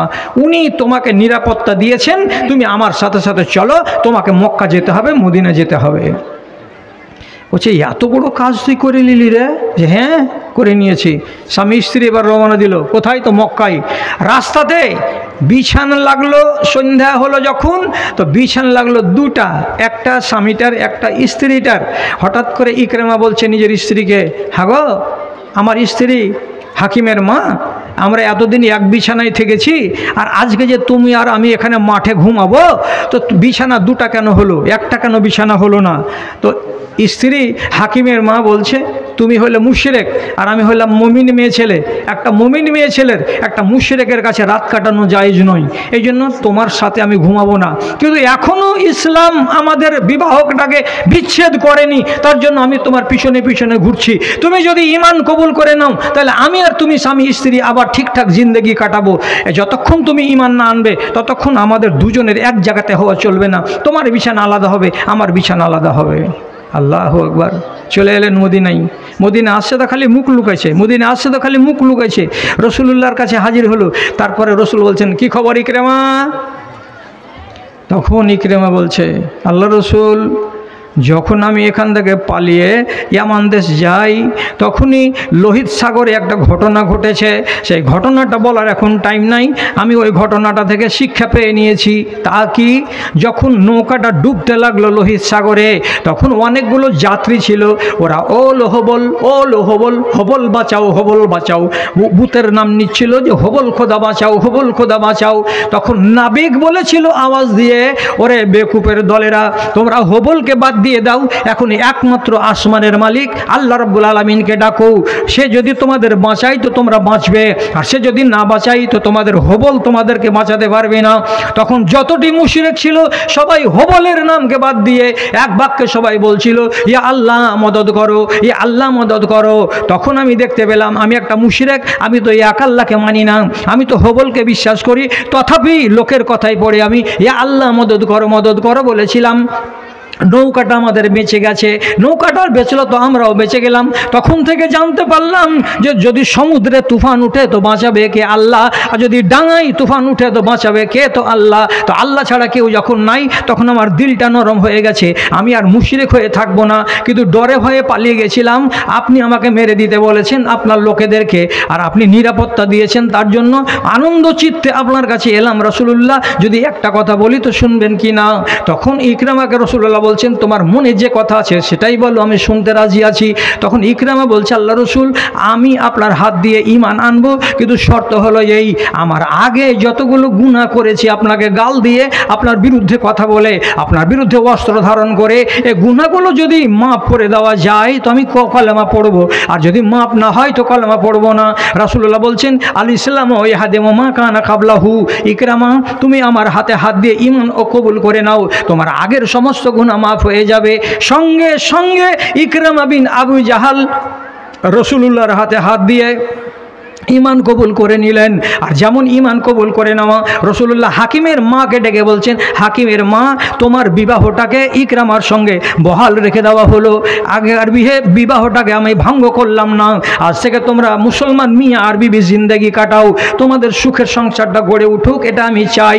তাহলে একটা লোক বেদিন ছিল, আর বেদিন মানুষটাকে ইসলামের ভেতরে টেনে নিয়ে আসার পেছনে অবদানটা কার? তো একমাত্র বিবি হাকিমের মার। হাকিমের মা না হতে গেলে ইকরামা মুসলমান হতে পারতো না। হাকিমের মা না হতে গেলে নিরাপত্তা আদায় করতে পারতো না। হাকিমের মার মতো সাহসী মেয়ে ছেলে না হতে গেলে একাই সফর করে ইয়ামান দেশে যেতে পারতো না। এতগুলো মেহনত করে মুসলমান করেছে কাকে? নিজের স্বামীকে। এটা কিসের বিষয়ে সাহায্য করা হলো? তো এটা ধর্মের বিষয়ে স্বামীকে সাহায্য করা হলো। তাহলে নেক বিবি কারা? যারা নিজের স্বামীকে সাহায্য করে দিনের বিষয়ে আর দুনিয়ার বিষয়ে। আপনাকে ওই রকম গুণবতী নারী হতে হবে। অনেক কথা ছিল, তো সময় তো আবার দেখতে হবে। 2.25 ঘন্টা হতে 4 মিনিট দেরি আছে। আমি আড়াল থেকে ডাকছি, শুধু এই 4 মিনিটের ভেতরে শুধু একটা মায়ের নাম শুনবো আর জানবো, জেনে এখান থেকে চলে যাব। পরবর্তী বক্তা আমাদের স্টেজে চলে এসেছেন। যে মাটা আজকের জালসাতে উপস্থিত হয়ে এতক্ষণ 2.25 ঘন্টা বয়ান শুনে মাদ্রাসাকে ভালোবেসে বলে পাঠাবেন তাড়াতাড়ি 4 মিনিটের মধ্যে যে আমি মাদ্রাসাকে 5000 টাকা দেবো। আগে থেকে এসে আসে নাকি? সদস্যর মেয়ে মা মারা গেছে, তার জন্য 5000 টাকা। আলহামদুলিল্লাহ, আলহামদুলিল্লাহ। আগে থেকে ফাইজুলের মেয়ে আগে থেকেই এক মেয়ে ছেলে 5000 টাকা আমাদের কমিটির হাতে দিয়ে পাঠিয়ে দিয়েছেন যে আমার পরিবারের কেউ কেউ কবরবাসী হয়ে গেছে, তাদের জন্য একটু দোয়া লাগবে। তো এটা তো আমার কামাই করা নয়, এটা আমার এই ভাইজান উনি অর্জন করে নিয়ে এসেছেন। তো আমার কথা শুনে কেউ আছেন কি 4 মিনিটের মধ্যে একটা কোনো মা বলবেন যে আমি 5,000 টাকা দিব? বাড়ি তো অনেক 3 তলা 4 তলা দেখছি গো। যখনই চাঁদপুর ব্রিজ থেকে নামছি একটাও বাড়ি কিন্তু নড়বড়ে বাড়ি নয়, সব কোটিপতিদের বাড়ি। তো কোটিপতি বাড়ির মহিলাদের ভেতরে কাউরি কি আলমারিতে এরকম নাই যে 5,000 টাকা ছিল আর মাদ্রাসাকে মোহাব্বত করে আমি আজকে দিয়ে পাঠালাম 5,000 টাকা? আমি সবারই নেব না, 100-200 টাকাগুলো আমার হাতে দিও না, সব ওই মেয়ে ছেলের ব্যাগে দিয়ে দাও। আর একটা দান আমি চাইছি যে বলবে যে 5,000 টাকা এই মুলি সাহেব টাকা দিব, যা হবে হবে। 1200 টাকা নাকের অফেল আছে। নাকের সোনার অফেল নাকি? আচ্ছা আচ্ছা, নাকের অফেল আছে একটা, এক মা খালা দিয়েছেন ওরি দানিটা। তো এদিকে 1200 টাকা আর নাকের একটা অফেল আছে। ওরি অন্যরি আর একটা নাকের অফেল আছে। তো একটা মায়ের একটা 1200 টাকা নগদে আর একটা অফেল এই সোনার দান, দুটা মিলিয়ে যা হয়। তবে আন্দাজ করে বলছি 5,000 হবে না, হবে না। নাকের অফেলটা অত টাকার নয়। তো যাই হোক, খুশি হলাম। আল্লাহুম্মা সাল্লি আলাইহা, আল্লাহুম্মা বারিক আলাইহা, আল্লাহুম্মা আইয়িদহা বিল ইলমি ওয়াল হিলমি ওয়া যায়্যিনহা বিল ঈমানি ওয়াত তাকওয়া ওয়া লা তুআররিজহা বিল ফিতানি ইয়া রাব্বাল আলামিন। আমি চাইছি প্যান্ডেলের মধ্য থেকে কে আছো, কোন মা আছো, তাড়াতাড়ি কাউরি হাতে 5,000 টাকা দিয়ে পাঠাবে। বিশেষ করে মায়ের জন্য 500 টাকা দিন। আপনি আপনার মায়ের নামে 500 টাকা দেন। ও আব্দুল আজিম এই গ্রামেরই ছেলে, ওর মা মারা গেছে 1 বছর মনে হয় পার হয়ে গেল। তো নিজের মায়ের নামে 500 টাকা লিখে দিয়েছো? আচ্ছা আচ্ছা, দিয়ে দাও, ঠিক আছে, আলহামদুলিল্লাহ। তো কেউ যদি থেকে থাকেন 3 মিনিট আর আছে, এর মধ্যে দিলে দেন, না দিলেও না দেন। তোমার আদেশে দিন চলে যায়, তোমার আদেশে দিন চলে যায়, আধার নেমে আসে রাতে, কত যে শক্তি লুকায়ে রেখেছো তোমার নিপুণ 2 হাতে, মহাবিশ্বের তুমি যে চালক, উড়ুক তোমার জয় নিশান। ওগো আল্লাহ মেহেরবান, আমি গাহি তোমার গান, তুমি আমায় রিজিক দিয়ে বাঁচাও আমার প্রাণ গো আল্লাহ, বাঁচাও আমার প্রাণ। আর 2 মিনিট আছে, একটু ফোন করে দেন ড্রাইভারটাকে। আচ্ছা আলহামদুলিল্লাহ। তাহলে আমার খালারা, আপনারা মনে হচ্ছে যে আমার ডাকে সাড়া দিলেন না, আর যদি দিয়ে থাকেন তাহলে হয়তো বা ব্যাগে দিয়ে দিয়েছেন। তো ব্যাগে যা দিচ্ছেন একটু মন খুলে দেন, ভালো করে দেন। আর গত বছর যেটা রেকর্ড ছিল এই মাদ্রাসার মহিলাদের দানের, সে রেকর্ডটা যেন আপনারা ব্রেক করে দিতে পারেন, কমসে কম 50,000 টাকা যেন আরও বেশি হয়। কেন বেশি হয়? তো আমাকে যেটা সংবাদ দেওয়া হলো তাতে এইটুকু খবর পেলাম যে আপনারা যতটি আজকে এই দিনে এসেছেন গতবারের চাইতে 100 গুণ বেশি। তাহলে আমাদের টাকাটাও হওয়া উচিত 100 গুণ বেশি। তো প্রত্যেকটা মাকে বলছি, প্রত্যেকটা খালাকে বলছি, এ মাদ্রাসার সাথে আপনার সম্পর্ক থাকবে নারীর সম্পর্ক। বছরের মাথায় একদিন আসবেন, 200-500 নিয়ত করে আসবেন। এ 2 টাকা 5 টাকা 20 টাকার নিয়ত করে আসবেন না, একদম নিয়ত করবেন আজকেই বাড়ি গিয়ে যে আগামী বছর আল্লাহ যদি বাঁচাও 500 টাকা দিব, এইরকম একটা বড় নিয়ত করে রাখবেন। আর বছরের আগেই টাকাটাকে একটু দুটো করে সংগ্রহ করে নিজের কাছে হেফাজত করে রাখবেন। আর সময় হলেই যেন মাদ্রাসার জালসার দিন এসে আপনি দিতে পারেন। তো যাক, যারা দিয়েছেন, আপনাদের টাকাগুলো এক জায়গাতে কাউন্ট করা হচ্ছে, পরে আমরা রেজাল্ট জানতে পারবো সকালবেলায় ইনশাআল্লাহ। তো আমি আপনাদের কাছে থাকলাম 1.25 ঘন্টা। যতগুলো কথা বলেছি, কথাগুলোর ভেতরে আপনাদের যদি কোনো জায়গায় সংশয় থাকে, সন্দেহ থাকে, তাহলে আপনাকে বলছি আপনি সরাসরি আমাকে ফোন করে জানতে পারেন, অথবা আপনার যে কোনো ভালো আলেমের কাছে ফোন করে আপনি নিজের সংশয়টা দূর করে নেবেন। তবে আশা করা যায় যে এমন কোনো ঝামেলার কথা আমি রেখে দিয়েছি মনে হয় না, তবুও হতে পারে আপনারা জিজ্ঞাসা। আপনারা সবাই ভালো থাকুন, আপনারা সবাই ঈমান আমানে থাকুন। আল্লাহ রাব্বুল আলামিন আপনাদেরকে ঈমানি জিন্দেগি দান করুন এবং সর্বাঙ্গীন আপনাদের সুখ এবং শান্তি ইহলৌকিক জীবনে এবং পরলৌকিক জীবনে আল্লাহ রাব্বুল আলামিনের কাছে কামনা করে আজকের মতো ইতি টেনে দিলাম। আল্লাহ হাফেজ। আসসালামু আলাইকুম ওয়া রাহমাতুল্লাহি ওয়া বারাকাতুহু।